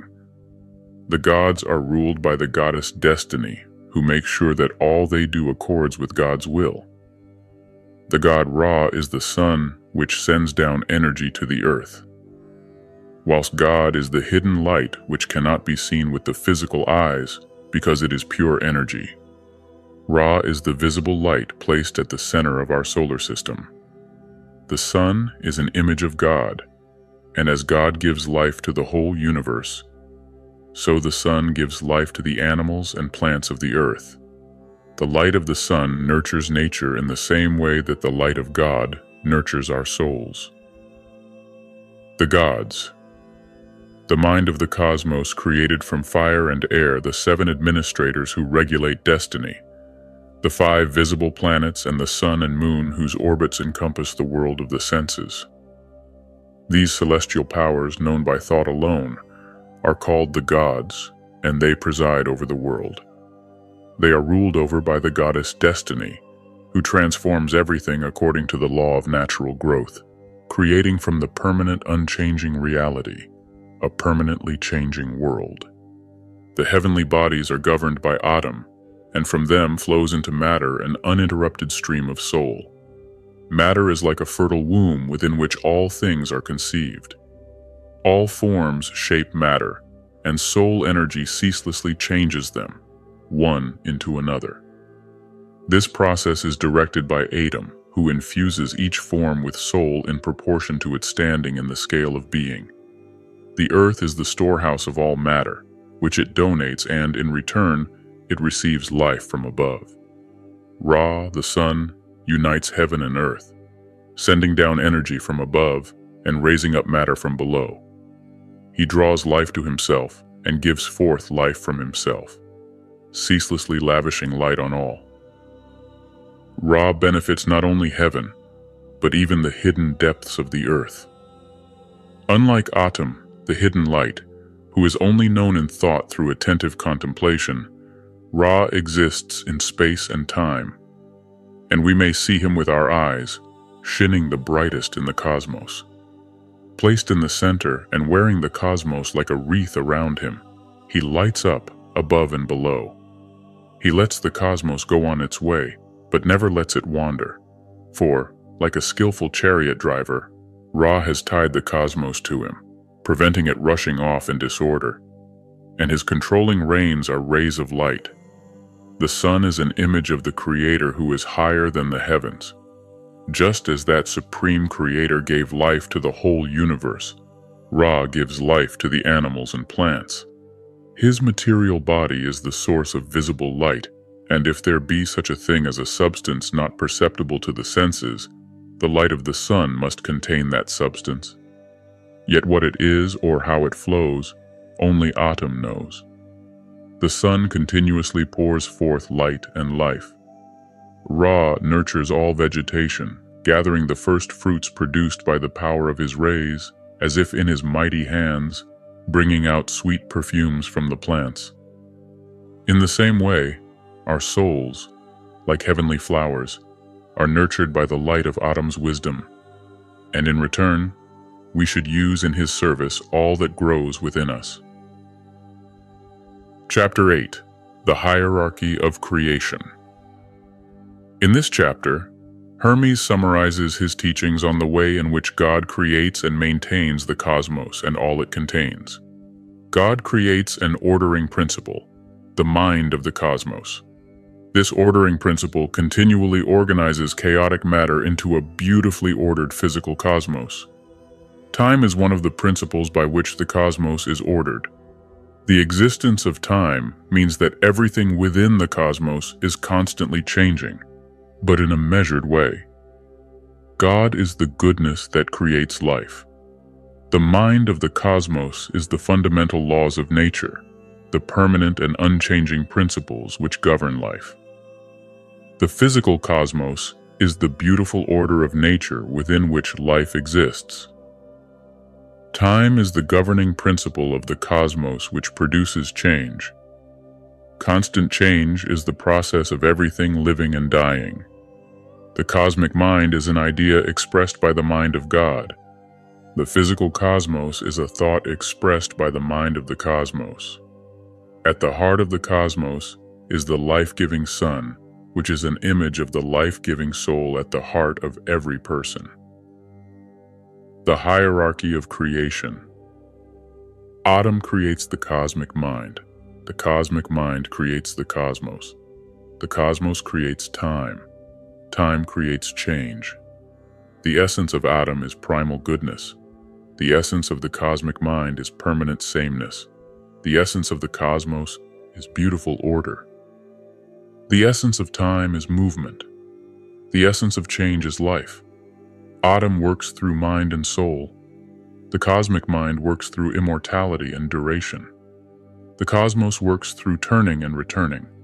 Time works through increase and decrease. Change works through quality and quantity. The cosmic mind is in Atum. The cosmos is in eternity. Time is in the cosmos. Change is in time. The cosmic mind is permanently connected to Atum. The cosmos is made up of thoughts in the cosmic mind. The cosmic mind is an image of Atum. The cosmos is an image of the cosmic mind. The sun is an image of the cosmos. Man is an image of the sun. Chapter 9. The Creation of Humankind. Having discussed the principles by which God created the cosmos, in this chapter Hermes describes the making of mankind. God created humankind because he wanted there to be a creature capable of appreciating the great beauty of his cosmos. He asks each of the gods who administer the cosmos to provide something to benefit humanity. The sun gives joy. The moon gives sleep. Saturn offers the limits of necessity and the balancing force of justice. Jupiter gives peace and Mars gives struggle. Venus offers love and Mercury wisdom. When God hears what the gods will offer, he thinks humankind into existence. At first, humanity is just a thought, a soul. It is unable to tend and look after the earth as God wishes, So God gives each human a mortal body within which to house the immortal soul. To do this, he first creates nature. She is like a beautiful woman, and God makes her mistress of the world. She produces the seeds of natural life. Seeing in the human soul an image of God, nature falls in love and merges with her beloved. This is the blending of body and soul which produces each one of us. Hence, all human beings have a dual nature, being a combination of an immortal soul and a mortal body. We honor both sides of our nature when we serve God by administering the natural world for Him. Finally, God gives humankind a last great gift, the ability to reproduce. More than this, He makes the process a holy, loving sacrament which reflects the marriage of matter and spirit that creates the cosmos. The sacred bond of love unites man and woman together so that they may share their essential qualities with each other. The creation of humankind. When the Creator, who, for want of a better name, we call Atum, had made the second God, which is the cosmos, He was pleased.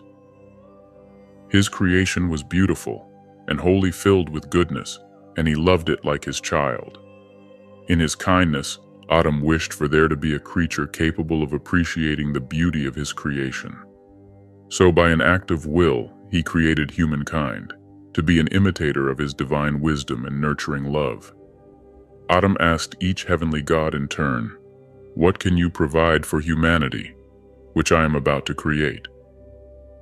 The sun said it would shine all day, providing laughter as a source of joy for both mortal minds and the boundless universe itself. The moon promised sleep and silence, and to shine by night. Saturn offered justice and necessity.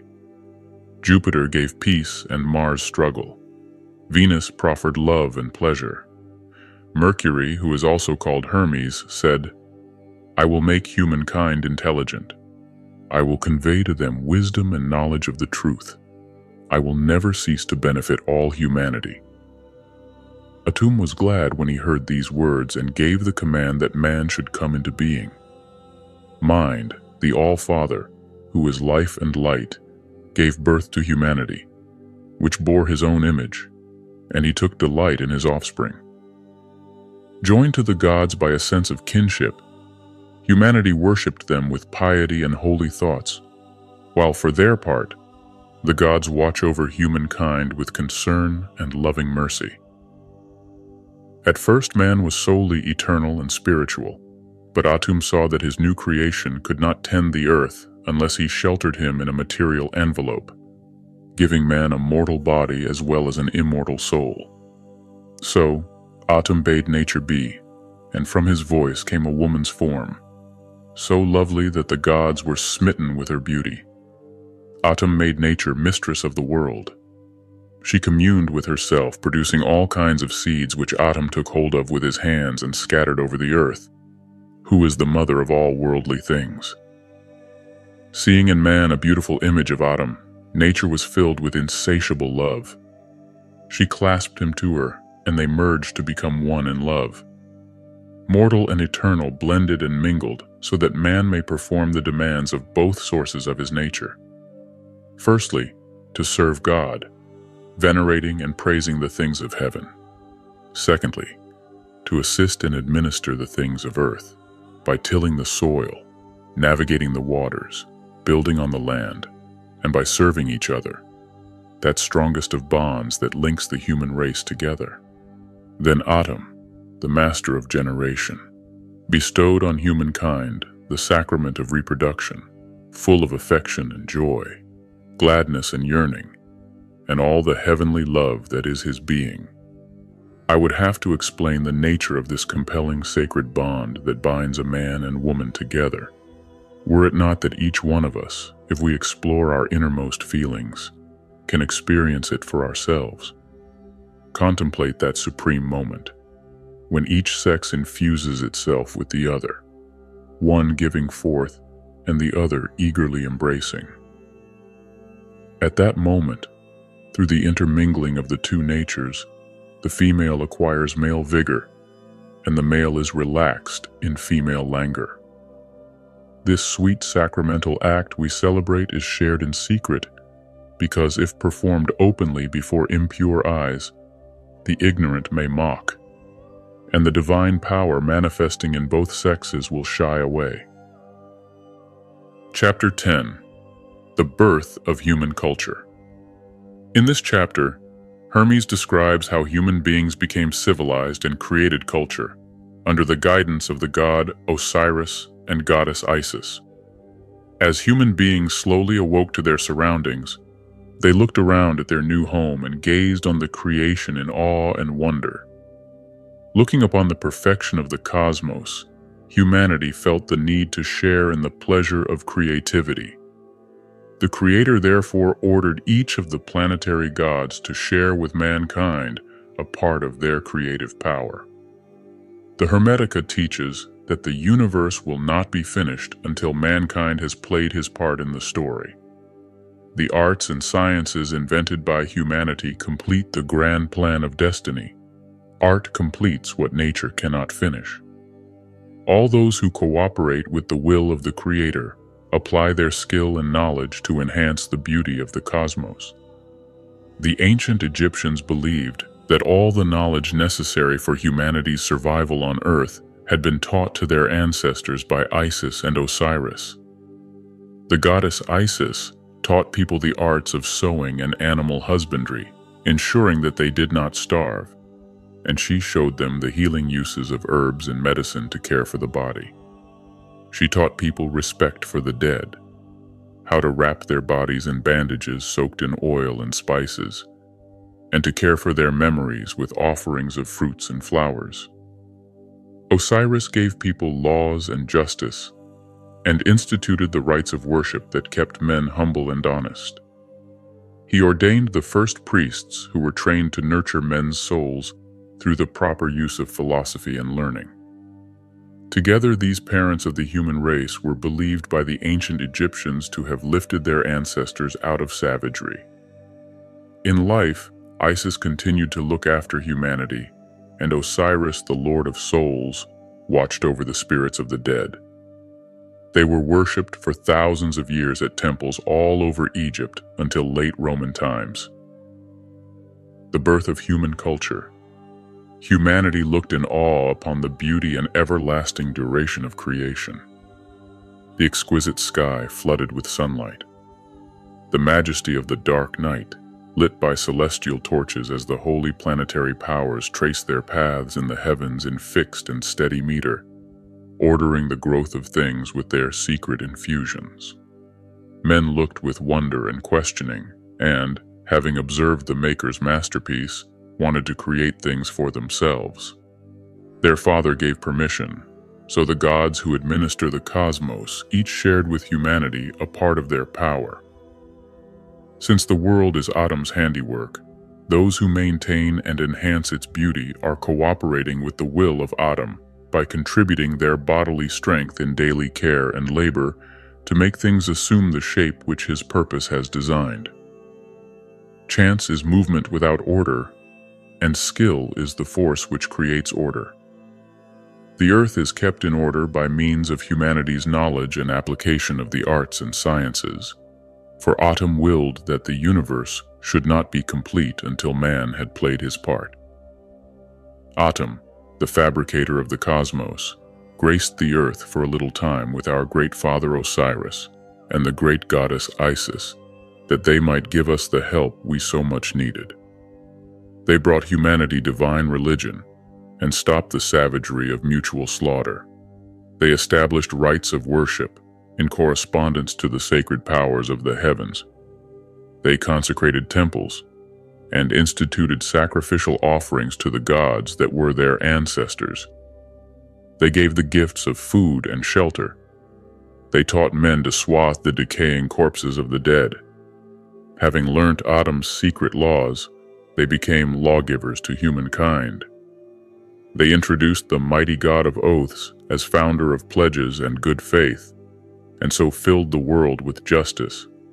They devised the initiation and training of the prophet priests, so that through philosophy they might nurture men's souls and cure sickness of the body with the healing arts.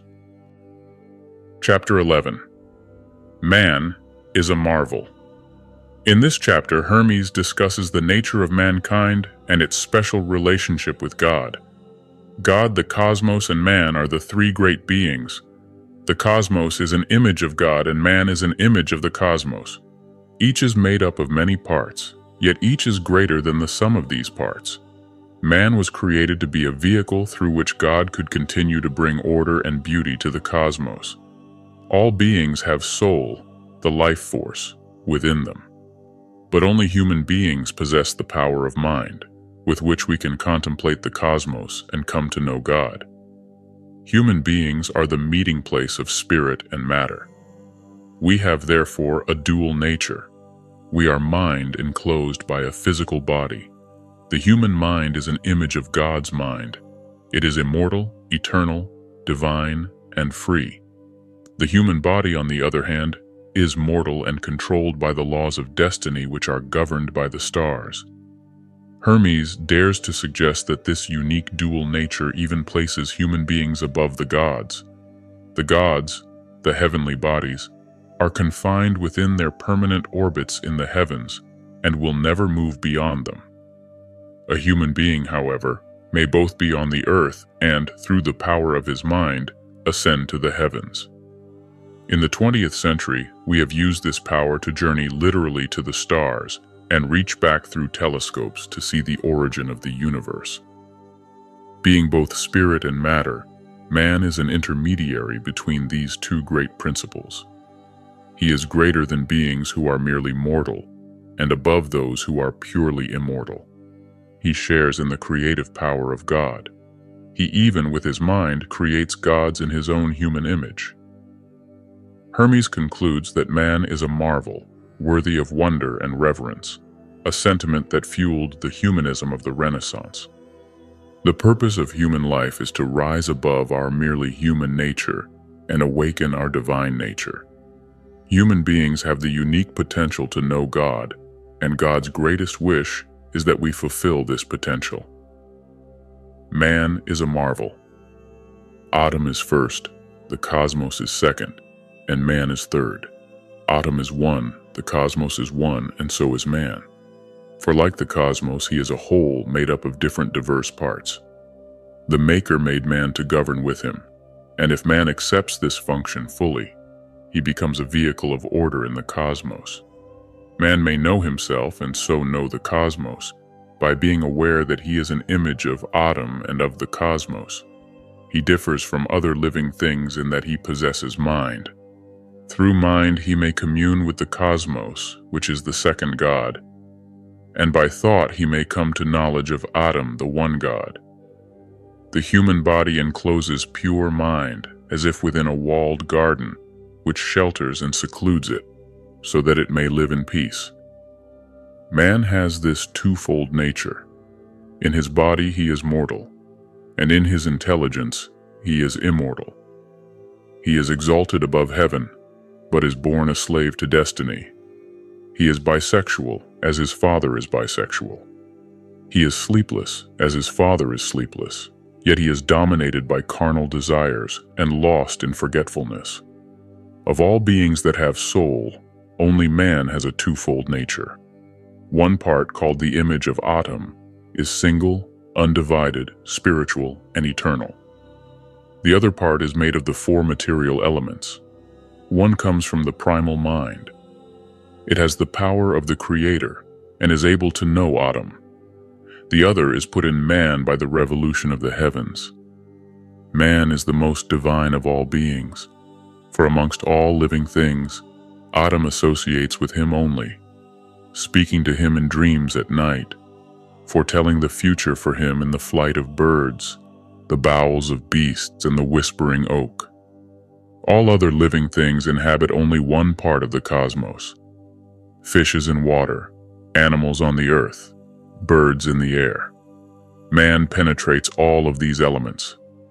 With his sense of sight, he even grasps the heavens.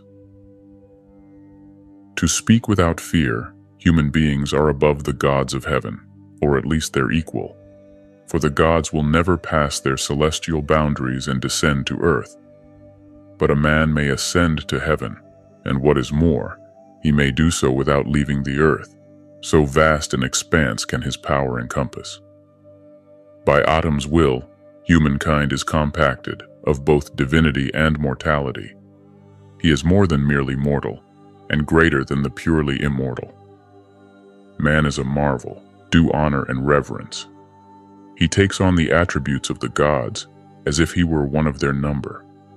He is familiar with the gods because he knows he springs from the same source. He raises reverent eyes to heaven above and tends the earth below. He is blessed by being the intermediary. He loves all below him and is loved by all above him. Confident of his divinity, he throws off his solely human nature. He has access to all. His keenness of thought descends to the depths of the sea. Heaven is not too high for the reach of his wisdom. His quick wits penetrate the elements. Air cannot blind his mental vision with its thickest fog. Dense earth cannot impede him. Deep water cannot blur his gaze. Man is all things. Man is everywhere. Man not only receives the light of divine life, but gives it as well. He not only ascends to God, but even creates gods, just as Atum has willed that the inner man be created in his likeness. So we on earth create the gods in our human image. Is this not worthy of wonder? There are then these three: Atum, cosmos, man. The cosmos is contained by Atum. Man is contained by the cosmos. The cosmos is the son of Atum. Man is the son of the cosmos, and the grandson, so to speak, of Atum. Atum does not ignore man, but acknowledges him fully, as he wishes to be fully acknowledged by man, for this alone is man's purpose and salvation, the ascent to heaven and the knowledge of Atum. Chapter 12. The Zodiac and Destiny. In this chapter, Hermes explains the power of the zodiac that controls the fate of men and the possibility of becoming free from its limiting constraints. God created humans to appreciate the awesome wonder of his universe, to be themselves a beautiful embellishment of the cosmos, and to share in God's creative powers and participate in the work of creation. The heavenly gods, the planets, who had already bestowed on man some of their own power, now urged the Creator to be cautious. They fear that man will use his inquisitive mind for destructive as well as constructive purposes. Man's powers, they complain, are too great and unlimited, and therefore dangerous to himself and the order of the cosmos. God responds to their concerns by creating the zodiac. This celestial mechanism will control the fate of men and be ruled over by the goddess Destiny. She sows the seeds of a person's fate, which grow and develop under the constraints of necessity, the limits and demands of physical nature, to shape every human life. It is a man's lot to live the life prescribed for him by his fate. Very few human beings are capable of escaping from the determining influence of the zodiac.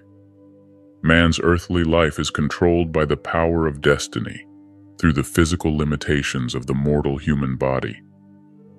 However, if a man's mind is illuminated by the light of God, he becomes free from these celestial influences, for even the gods are powerless before God.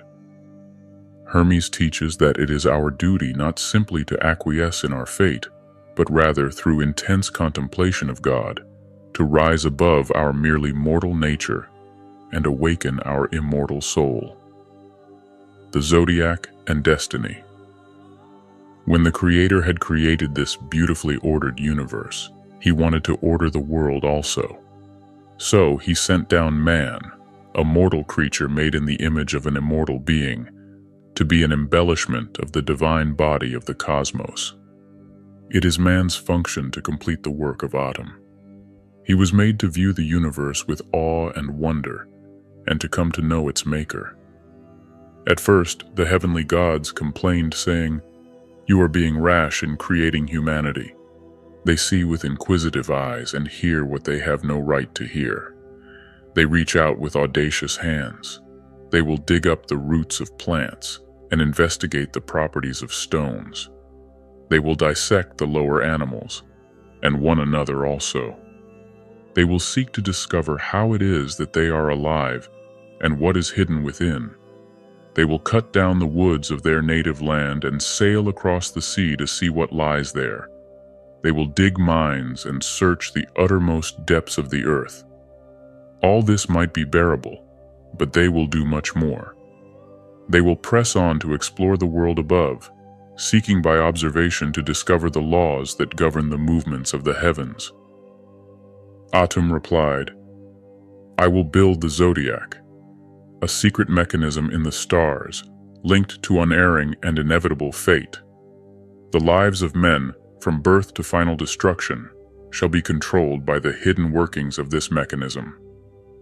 And when the mechanism began to work, the keen-eyed goddess Destiny supervised and checked its movements. Through this mechanism, destiny and necessity are cemented together. Destiny sows the seed, necessity compels the results. In the wake of destiny and necessity comes order, the interweaving of events in time. Atum implants each human soul in flesh by means of the gods who circle in heaven. It is man's lot to live his life according to the fate determined for him by these circling celestial powers, and then to pass away and be resolved into the elements. There are some whose name will live on, through the memorials of their mighty handiwork, but the names of the many will fade into darkness. Few can escape their fate or guard against the terrible influence of the zodiac, for the stars are instruments of destiny, which bring all things to pass in the world of men. If, however, the rational part of a man's soul is illuminated by a single ray of Atum's light, the workings of these gods is as nothing, for all gods are powerless before the supreme light. But such men are few. Most are led and driven by the gods which govern earthly life, using our bodies as the instruments of destiny. To my way of thinking, however, it is our duty not simply to acquiesce in our human state, but through intense contemplation of divine things, to detach ourselves from our merely mortal nature. Chapter 13. The Universal and the Particular. In this chapter, Hermes clarifies how the zodiac makes each individual member of the human species unique. Everything has a form. A table, for example, is a horizontal surface supported by legs. This is the universal form which all tables share. Every individual table shares the universal form of all tables, but it also has a unique particular form by which we know it to be this table and not that one. One table is large and made of oak. Another table is small and made of plastic. Both are unique, and yet both are still tables. If anything deviates too far from this universal form, we would no longer call it a table. If a table were to be smashed into pieces, for example, it would have changed form, and we would now call it something else, firewood, perhaps. Everything is a particular version of a universal form. Every animal, for example, is both unique and a member of a particular species. All human beings share the quality of being human, but each individual has unique characteristics by which we may tell them apart from other members of our species. Each one of us is a particular version of the universal form, human being. This quality of humanness is unchanging and permanent. We are very different from our ancestors, but we are no more human. The particular forms are always changing. In a single human life, we change from being a baby to become an adult and finally an elder. We never remain the same, yet birth, mortality, and death are all contained within the universal form of a human life. Hermes compares the constant universal forms to the fixed constellations of the stars. He compares the changing particular forms to the changing relationships between the stars as they revolve in the heavens. Our fundamental human nature remains the same throughout our life, but our individual fate changes in accordance with the constantly changing pattern of the stars.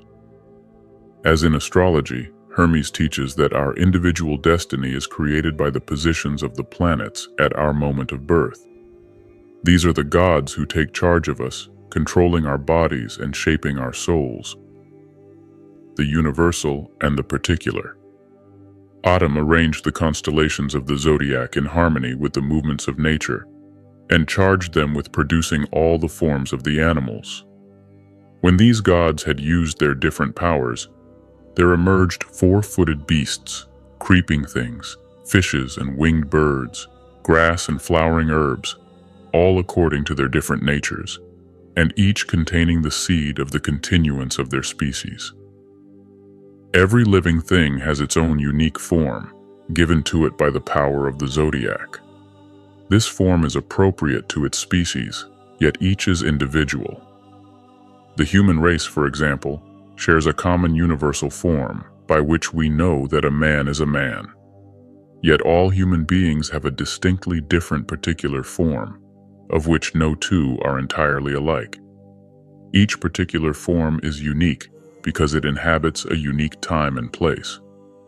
The particular forms change in every moment of every hour, as the gods of the zodiac revolve in their celestial circle. The universal forms do not change, just as the constellations remain the same. But instant by instant, the particular forms transform, as the sphere of heaven changes as it turns. The sky is wet then dry, cold then hot, bright then dark. But these rapidly alternating forms are all subsumed under the universal unchanging form of the sky. The earth is ever-changing, generating, producing, yielding different crops, yet it remains the earth. Water may be standing or flowing, but it is still water. The human body is an earthly temple constructed by the power of the zodiac, which makes myriad forms from simple archetypes. There are 12 signs of the zodiac, and the forms they produce fall into 12 divisions. They are, however, inseparably united in their action. Nature makes the human body so that its constitution resonates with the patterns of the stars, in such a way that they mutually affect one another. When we are born, the planetary gods who are at that time on duty as ministers of birth take charge of us. These particular powers, that change according to the rotation of the planets, make their way in through the body and mold the shape of our souls. They penetrate our nerves and marrow, veins and arteries, even our innermost organs. Chapter 14. Incarnation of the Soul. In this chapter, Hermes reveals how souls incarnate into physical bodies. All souls share the same essential nature. They are neither male nor female. As such, differentiating characteristics exist only in the body. All souls are a part of the one soul of the cosmos. God has two servants which look after souls. The keeper of souls cares for disembodied souls, and the conductor of souls sends them down into physical incarnation. Nature creates the individual body into which a soul incarnates. The power that Hermes calls memory ensures that this body conforms to the universal form of the human species. The power Hermes calls skill makes sure that each individual body is a fitting home for the particular soul it houses. Our individual characteristics are governed by the qualities of the gods presiding over the moment of our incarnation. If the gods present at our birth are peaceful, we will be peaceful by nature. If they are warlike, we will be aggressive. This is why astrologers say, for example, that those born at the time of Aries have certain characteristics, whilst those born at the time of Capricorn have a different nature. Those gods who accompany the soul at the moment of birth affect the instinctual nature of the soul. Those that have their effect later in adolescence affect the rational part of the soul. Before it incarnates, the soul is already wrapped in a spiritual body. When this wrapping is thin and clear, the soul is intelligent. However, when this wrapping is dense and opaque, the soul has limited vision and is only aware of its immediate situation. As a soul sinks into incarnation, It forgets its own nature and takes on the qualities of the gods who have shut it into a human body.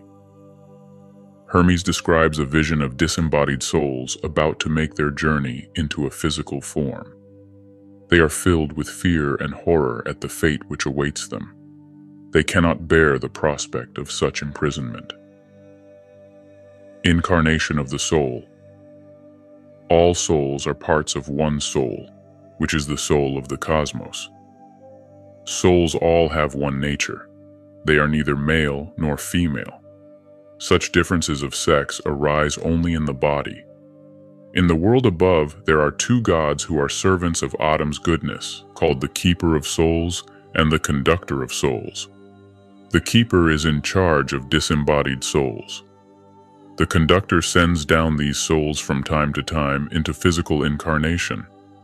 Nature works alongside these gods, making mortal vessels into which souls are poured. Nature also has two assistants called memory and skill. Memory ensures that nature creates individual forms that are copies of the primal universal forms. Skill ensures that the individual frame is fashioned in conformity with the soul which will embody it, seeing to it that lively souls have lively bodies, sluggish souls have sluggish bodies, powerful souls have powerful bodies. The soul, which is spiritual, has its own wrappings, which are also spiritual. These are coats made of air. When such coats are thin and transparent, the soul is intelligent.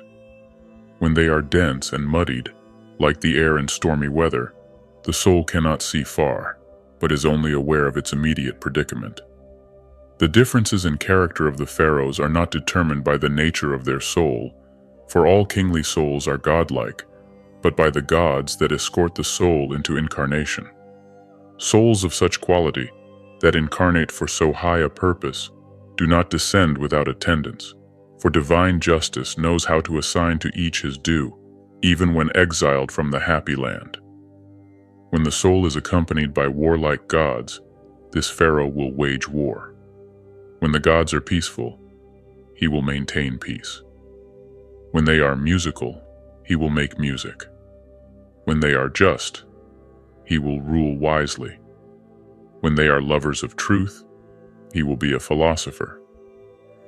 For souls, by necessity, cling to the temperament of the gods who bring them down to earth.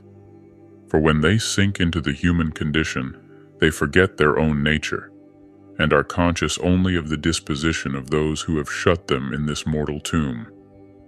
The forces which accompany the soul do not arrive together. Some enter with the soul at the moment of birth and act on the irrational parts of the soul. The purer forces arrive at adolescence and cooperate with the rational part of the soul. I have seen a vision of souls about to be shut up in bodies. Some of them wailed and moaned, some struggled against their doom, like noble beasts caught by crafty hunters and dragged away from their wild home. One shrieked and looking up and down exclaimed, "O heaven, source of being, bright shining stars and unfailing sun and moon, light and life breath of the One, all you that share our home, how cruel it is that we are being torn away from such celestial splendor. We are to be expelled from this holy atmosphere and from the blissful life we live here, to be imprisoned in a mean and sorry place. What hard necessities wait for us? What hateful thing will we have to do to meet the needs of a body that will quickly perish? Our eyes will see little, and only through the fluid which these orbs contain. And when we see our vast heavenly home contracted to a size as small as an eye, our sorrow will never cease. We shall not even see clearly, for we have been condemned to darkness. And when we hear our brothers and sisters blowing with the wind, we shall grieve that we are no longer breathing in unison with them. Chapter 15. Death and Immortality. In this chapter, Hermes explores the nature of death and the fate of the soul which survives it. From mankind's perspective, time is a destroyer. Through the process of time, we age and die. From a cosmic perspective, Time is an endlessly repeating cycle, measured by the constant revolutions of the stars. Whilst the things of the earth are always changing, the orbits of the stars always remain the same. Hermes asks, could something as impermanent and transitory as our earthly existence be regarded as anything other than an illusion? Yet this illusion arises from an underlying permanent reality. The discovery of the permanent within the impermanent is the reward of the spiritual quest. Hermes teaches that we must accept the inevitable transitory nature of all physical things. Everything is in a process of being born and then dying. The old must pass away so that the new can come into existence. New shoots are born from the decaying remains of old vegetation, and these new shoots will in turn eventually decay and die. He teaches, however, that a human birth is not the beginning of the soul, only of its incarnation as that particular person. Death is simply the end of this particular person, and the soul's transformation into another state.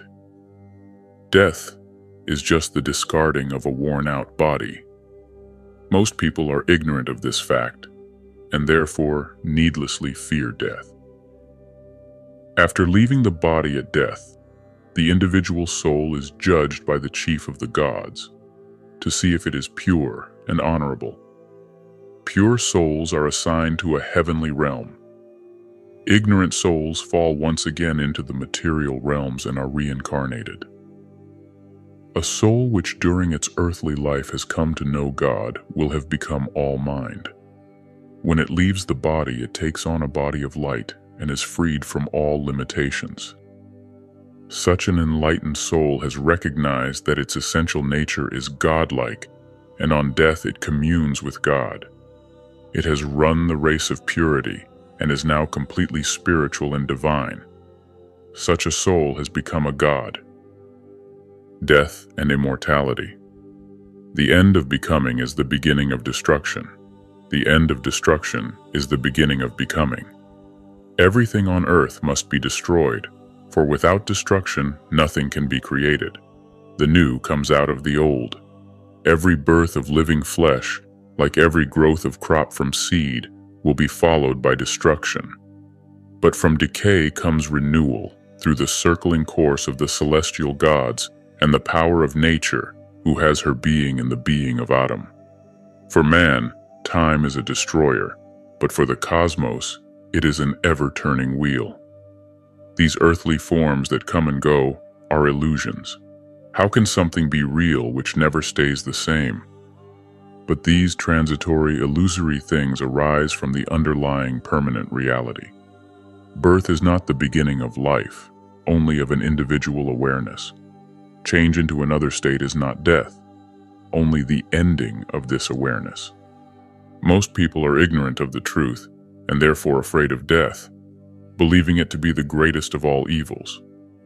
But death is only the dissolution of a worn-out body. Our term of service as guardians of the world is ended when we are freed from the bonds of this mortal frame and restored, cleansed, and purified to the primal condition of our higher nature.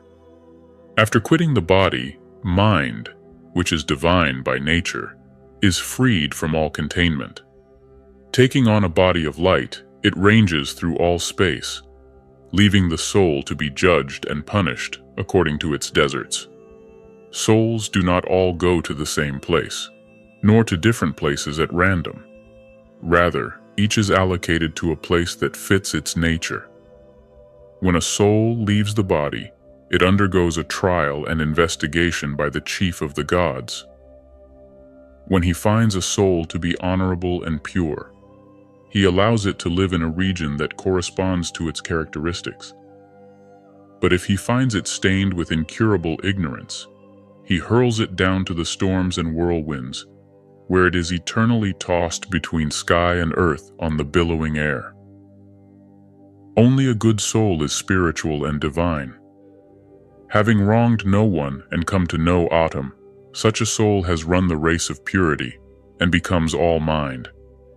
After it leaves its physical form, it becomes a spirit in a body of light, so that it may serve Atom. At the dissolution of the body, first the physical form is transformed and is no longer visible. The vital spirit returns to the atmosphere.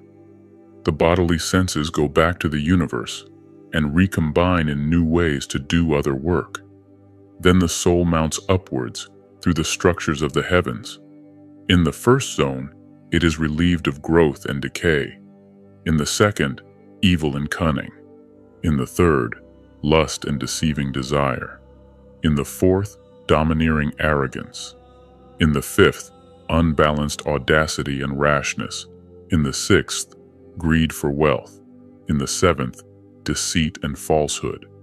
Having been stripped of all that was put upon it by the structures of the heavens, the soul now possesses its own proper power and may ascend to the eighth sphere, rejoicing with all those that welcome it, and singing psalms to the Father.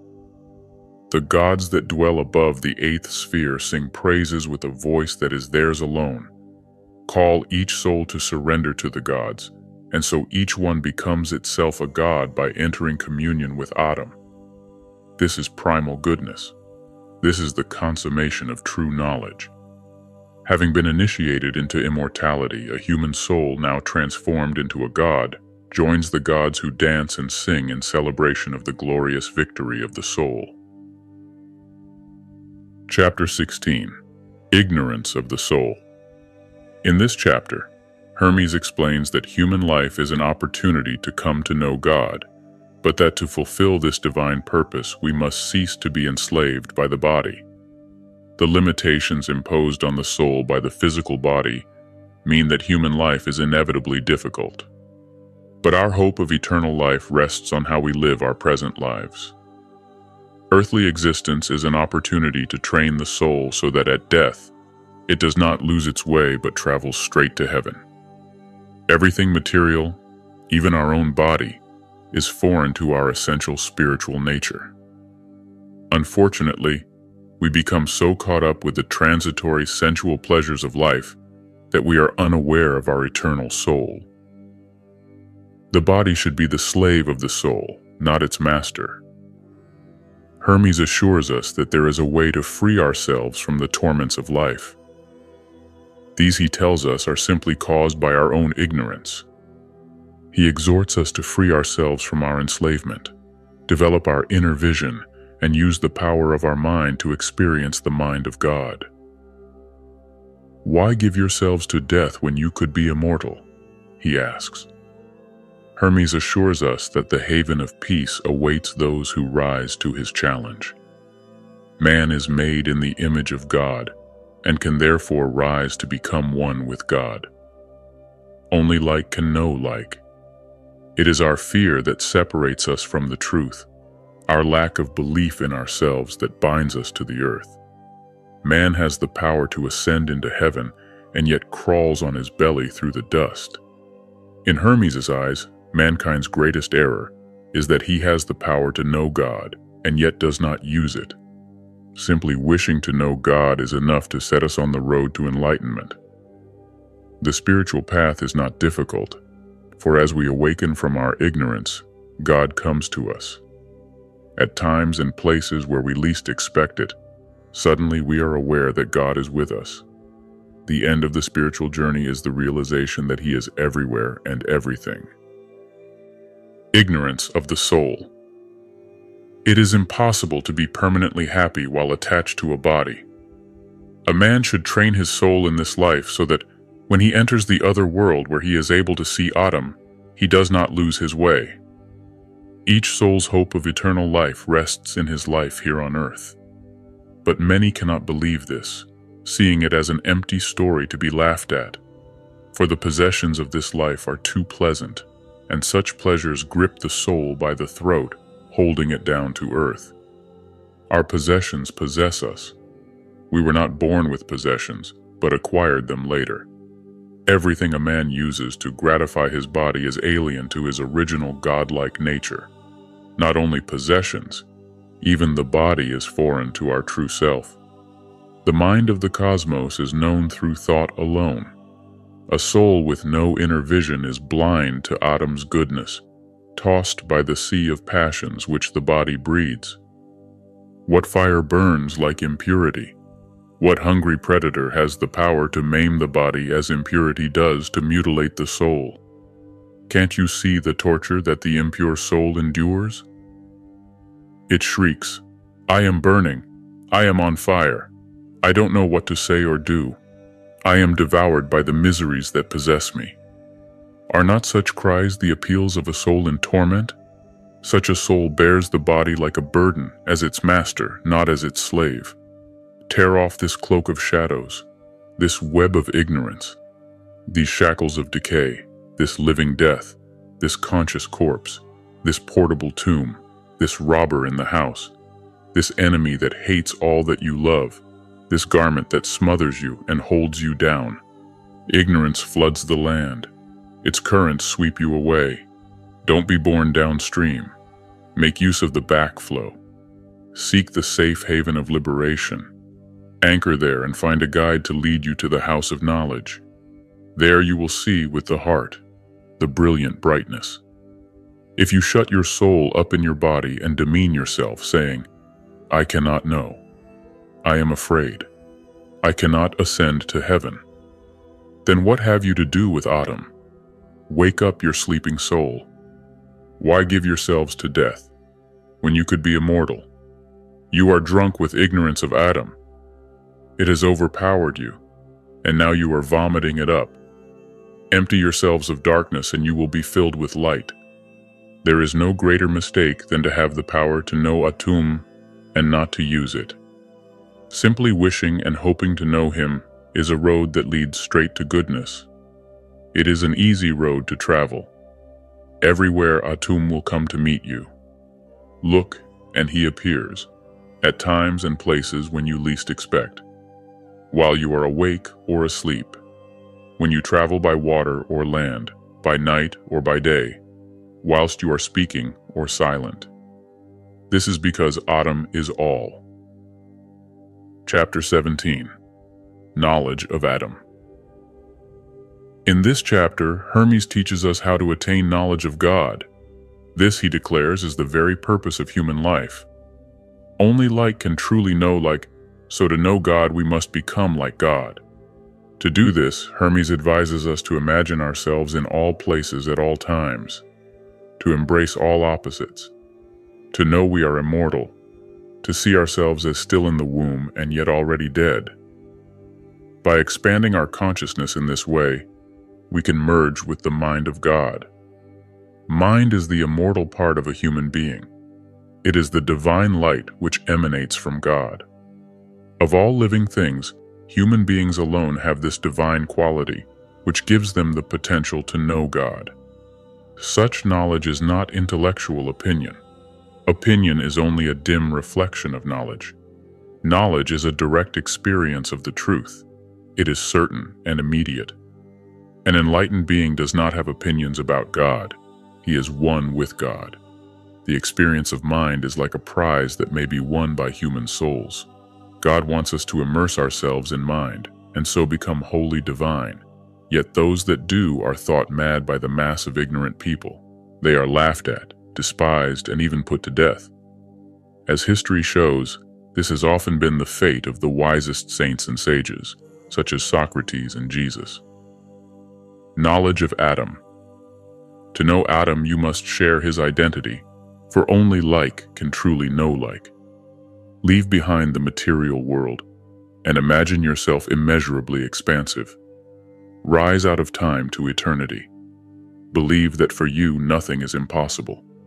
See that you are immortal and learned in every art and science. Be at home in the haunts of every living creature. Make yourself higher than the highest and deeper than the depths. Embrace within yourself all opposites, heat and cold, hard and fluid. Think yourself everywhere at once, on land, at sea, in heaven. Imagine yourself unborn in the womb, yet also young and old, and already dead, and in the world beyond the grave. See that everything coexists within mind, all times and all places, all things of all shapes and sizes. Then you will know Adam. If it is possible to talk of the substance of Atum, then mind is the very divine substance, although only Atum knows its precise nature. Mind is not separate from Atum, but emanates from him like light from the sun. In human beings, mind produces divinity. Through mind, some become godlike, for as Osiris teaches, gods are immortal men, and men are mortal gods. Mind is the divine part of a human being, which is capable of rising to heaven. The material part, consisting of fire, water, earth, and air, is mortal and remains earthbound so that he does not abandon the body that has been entrusted to him. Soul is nourished by fire and air, and the body by water and earth. Mind is the fifth part, which comes from light, and is bestowed on humankind alone. Of all the beings that have soul, only human beings, elevated by this gift of mind, may attain knowledge of Atum. Such knowledge is not opinion, which is only a poor copy of knowledge, an echo in comparison with a voice, the dim reflected light of the moon compared to the brilliance of the sun. Mind and speech are great gifts that Atum bestowed on humans alone. Used wisely, they make a man like the immortal gods, only different in that he is incarnate in a physical form. When he leaves behind this body, mind and speech will be his guides, leading him to join the company of gods and other souls that have attained the supreme bliss. Other creatures have voice, but not speech. Each living creature has its own unique voice, but speech is shared in common by all humans. Humankind is one and speech is also one. It is translated from tongue to tongue, yet whether in Egyptian, Persian, or Greek, the meaning remains the same. This is because speech is an image of mind, and mind is an image of Atum. By Atum's will, mind is like a prize that human souls may win.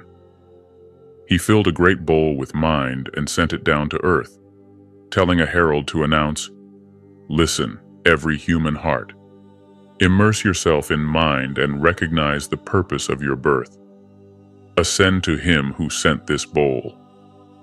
Those that bathe themselves in mind find true knowledge and become complete. Yet they are not pleasing to the mass of men. They are thought mad and laughed at. They are hated and despised, and may even be put to death. Chapter 18. Rebirth. In this chapter, Hermes reveals the secrets of spiritual rebirth, through which we can awaken to our immortal soul. The inexorable working of destiny, imposed on man by the turning of the zodiac, subjects all human beings to the pain of birth and death. Man's problem is that in his ignorance, he believes himself to be just a body, one that will grow old, suffer, and eventually die. His sense of injustice at the inevitability of this fate leads him to hurt himself and others, either through lust for more life or fear of approaching death. These crimes serve further to bind the soul to the body and so increase man's suffering. Purifying ourselves of ignorance is therefore the first step on the ladder that leads to rebirth. Rebirth is the knowledge of our own immortality. To escape the suffering inherent in our human predicament, we must be reborn in spirit. The spiritual path that we must walk is the same one trodden by our ancestors. It is a hard road to follow whilst incarnate in a physical body, because we must struggle to master ourselves. Right understanding purifies us of all the vices that torment us and awakens our immortal soul. One who is thus reborn communes with God. But this only happens when we stop talking about it and allow it to occur naturally in the silence and tranquility of deep contemplation. An enlightened being no longer believes he is a body. The body belongs to nature, not to him, and so its fate is of no importance. He is one with everything. He sees goodness everywhere. He is bathed in divine light. He has become all mind. Rebirth is not a theory that we can learn. It is a natural occurrence that happens when God wills it. All that we may do is prepare for this enlightenment, by mastering our passions and accepting whatever fate may bring us. For a man with vision, all things are good, even if other people see them as evil. His knowledge of God gives him the ability to see goodness at work, even when he is mistreated by others. Those who are reborn are already living in the kingdom of heaven. Rebirth. No one can be saved until he is born again. If you want to be reborn, purify yourself of the irrational torments of matter. The first of these is ignorance. The second is grief. Third is lack of self-control. Fourth is desire. Fifth is injustice. Sixth is greed. Seventh is deceit. Eighth is envy. Ninth is treachery. 10th is anger. 11th is rashness. 12th is malice. Under these 12 are many more, which force the man who is bound to the prison of the body to suffer from the torments they inflict. But by Adam's mercy, they may all depart and be replaced by understanding. This is the nature of rebirth. This is the only road to reality. It is the way our ancestors trod to discover primal goodness. It is sacred and divine, but a hard highway for the soul to travel in a body. For the soul's first step is to struggle against itself, stirring up a civil war. It is a feud of unity against duality, the one seeking to unite and the other seeking to divide. He who is reborn communes with the All-Father, who is light and life. You will only experience this supreme vision when you stop talking about it, for this knowledge is deep silence and tranquility of the senses. He who knows the beauty of primal goodness perceives nothing else. He doesn't listen to anything. He cannot move his body at all. He forgets all physical sensations and is still, while the beauty of goodness bathes his mind in light and draws his soul out of his body, making him one with eternal being. For a man cannot become a god whilst he believes he is a body. To become divine, he must be transformed by the beauty of primal goodness. The womb of rebirth is wisdom. The conception is silence. The seed is goodness. Those born of this birth are not the same. They are of the gods and children of Etum, the one God. They contain all. They are in all. They are not made up of matter. They are all mind. Rebirth is not a theory that you can strive to learn. But when Autumn wills, he will remind you. A man may only seek to know Autumn by controlling his passions and letting destiny deal as she wills with his body, which is no more than clay that belongs to nature and not to him. He should not attempt to improve his life by magic or oppose his fate using force, but allow necessity to follow its course. For the man of vision, all things are good, even if they appear evil to others. When men devise mischief against him, he sees it in the light of his knowledge of Autumn, and he, and only he, transforms evil into goodness. Chapter 19. Secret Teachings.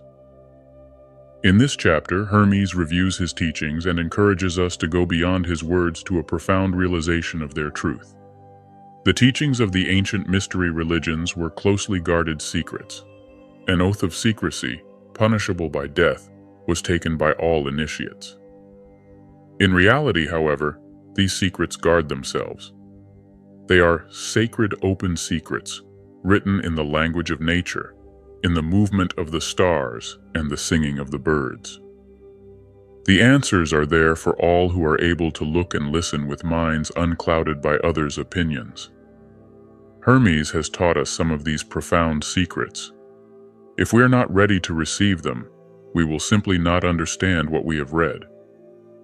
Words lead us to the doorway of truth, but only by contemplating their meaning can we pass through. If we meditate on these teachings, we will know them to be true. If we don't, they will be just more concepts and opinions. Hermes has tried to paint a picture of God for us. If we can catch his vision, it will take possession of our soul and lead us to knowledge. It is hard to let go of our familiar way of seeing things, but by God's grace, we can be spiritually reborn and return to our original home. God is like a musician who creates the harmonies of the cosmos and gives each individual his own particular theme to play. If the music of life seems discordant to us, we should not blame the master musician, but ourselves. We are the out-of-tune instrument which mars the beauty of his composition. Hermes reflects that when we devote ourselves to the spiritual path, we mysteriously become perfectly tuned. Hermes is aware of his own personal weaknesses, but God still makes him a perfect vehicle for his divine will, and can do the same for us if we are prepared to let him. Secret teachings. Now that you have learnt these secrets, you must promise to keep silence and never to reveal how the rebirth is transmitted. These teachings have been set down in private to be read only by those whom Atum himself wills to know them. Only if you contemplate all that I have said will you know it to be true. If you do not, you will not believe me. For belief grows from contemplation, and disbelief from lack of thought. Speech alone cannot convey the truth, but the power of mind is extraordinary. And when it has been led by speech to think things through thoroughly, it can find the peace of true beliefs. Only if grasped by thought, in this way, will my teachings be understood. I have, as far as is possible, painted for you a likeness of Atum, which if gazed upon with the eyes of your heart, will lead you to the upward path. The vision itself will be your guide, for it has this power, peculiar to itself, that it takes possession of those who have seen it and draws them out, just as a magnet draws iron from the black earth. This is the journey of knowledge. Speed towards this knowledge, for although it is hard to let go of the familiar and return to the old home from which we originated, Atum's grace never fails, and there is no end to his bounty. He is by nature a musician who composes the harmony of the cosmos and transmits to each individual the rhythm of their own music. If the music becomes discordant, don't blame the musician, but the lyre string he plays that has become loose and sounds flat, marring the perfect beauty of the melody. But I have noticed that when an artist deals with a noble theme, his lyre becomes mysteriously tuned, so that its deficiencies issue glorious music to the amazement of his listeners. It has been like this with me. I confess my weaknesses, but by Atum's power my music is made good, and he will likewise make your music perfect. There is no discord amongst the inhabitants of heaven. All have one purpose, one mind, one feeling, for they are bound by the spell of love into one harmonious whole. The earthly part of the universe would seem rude and savage without sweet melodies. This is why Atum sent down the choir of muses to live amongst humankind and inspire music, so that men could adore divinity with hymns of praise, in polyphony with the psalms of heaven. So let us adore Atum with deep gratitude, because words are only praise when he accepts them. Chapter 20. In Praise of Atum. In this final chapter, Hermes offers up a glorious hymn to God. Through his teachings, Hermes has led us to the threshold of truth. All that he may do now is show us, by his own example, the joy and liberation of crossing over. He abandons himself in ecstatic rapture to a personal experience of God. He sings the praises of God, who is one and all, who loves us like a father and is the mother of everything, the eternal constancy which causes the whole universe to change, the goodness all around us. We can only thank God for his many blessings by learning to know his greatness. Yet Hermes knows it is God who is singing these psalms through him. God is all that we do, all that we say, all that we are, all that happens. Hermes has become a passive instrument of God's will. He no longer sees the world with physical eyes, but witnesses the unfolding changes of life within God's eternal mind. He is no longer a body. He is all mind. He is the presence which is present everywhere in everything. He knows the One. Hermes is overcome with mystical vision and realizes that, while still in the body, he has been made a god. He prays for nothing, except that he will remain forever knowing and loving God. He is born again, and language is inadequate to express the wonders that he is experiencing. Like the gods, he can now only sing God's praises through silence, in praise of Adam, in a place open to the sky, facing west at the hour of sunset or east at sunrise. I pray that the cosmos be flung open to me, and that all nature may receive the sound of my psalms. Open, great earth and trees, silence your waving boughs, for I am about to sing the praise of the one and all. Justice, praise the just through me. Goodness, praise the good through me. Truth, praise the true through me. Selflessness, praise the all through me. It is your words that through me sing your praises, for all comes from you and all returns to you. Accept these pure offerings of speech from a heart and soul uplifted, you of whom no words can tell, no tongue can speak, and only silence can declare.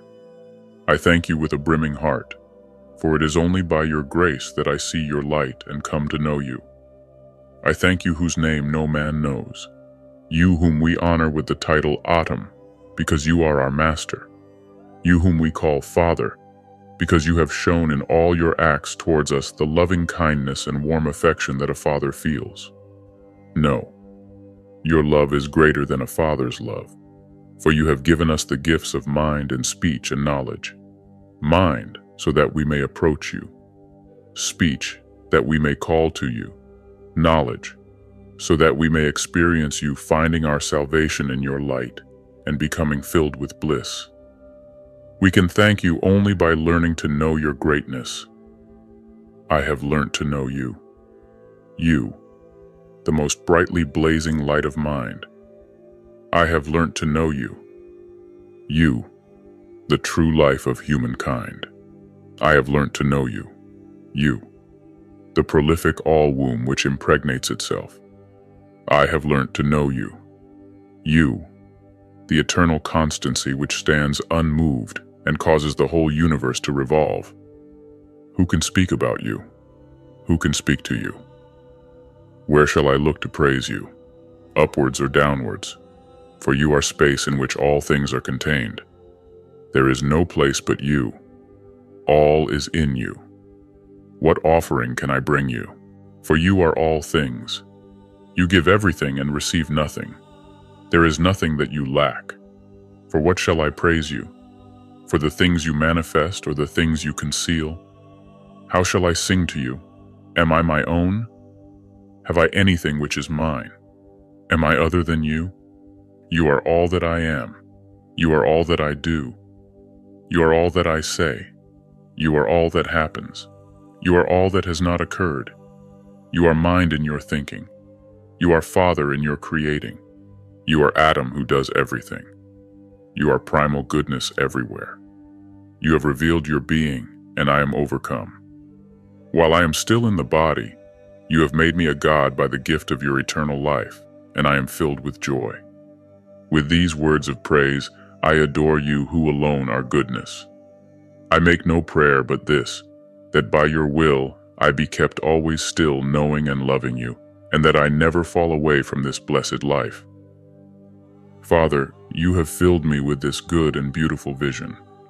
My mind's eye is almost blinded with splendor, more penetrating than visible light, yet so full of immortal life, that it does not hurt or harm me. By your mercy, a form has been fashioned within me which is not made of matter, and I have entered into an immortal body. I have been born again in mind, and the bodily shape I had before has left me. I am no longer an object, tangible, colored, with spatial dimensions. I am alien to all that is seen with bodily eyesight. To such eyes, I am no longer visible. I am your instrument. Mind is your plectrum, and your wisdom plucks music from me. I sing a song of my soul, for your love has reached me. You have made me a new being, and I no longer see with bodily eyes, but witness with mind. When a man is born again, he is not a body of 3 dimensions. He is all mind. Now that I see in mind, I perceive myself to be the all. I am in heaven and earth. I am in water and air. I am in beasts and plants. I am a newborn babe. I am still in the womb. I am yet to be conceived. I am the presence which is present everywhere. I see incredible depths. How can I describe this vision? With my mind I see mind. I know the one that wakes me from forgetfulness. I see my soul. I'm afraid to speak. I have found the source of the power of all powers that has no beginning. I see a fountain bubbling with life. I am mind. I have seen. I have found that which I seek.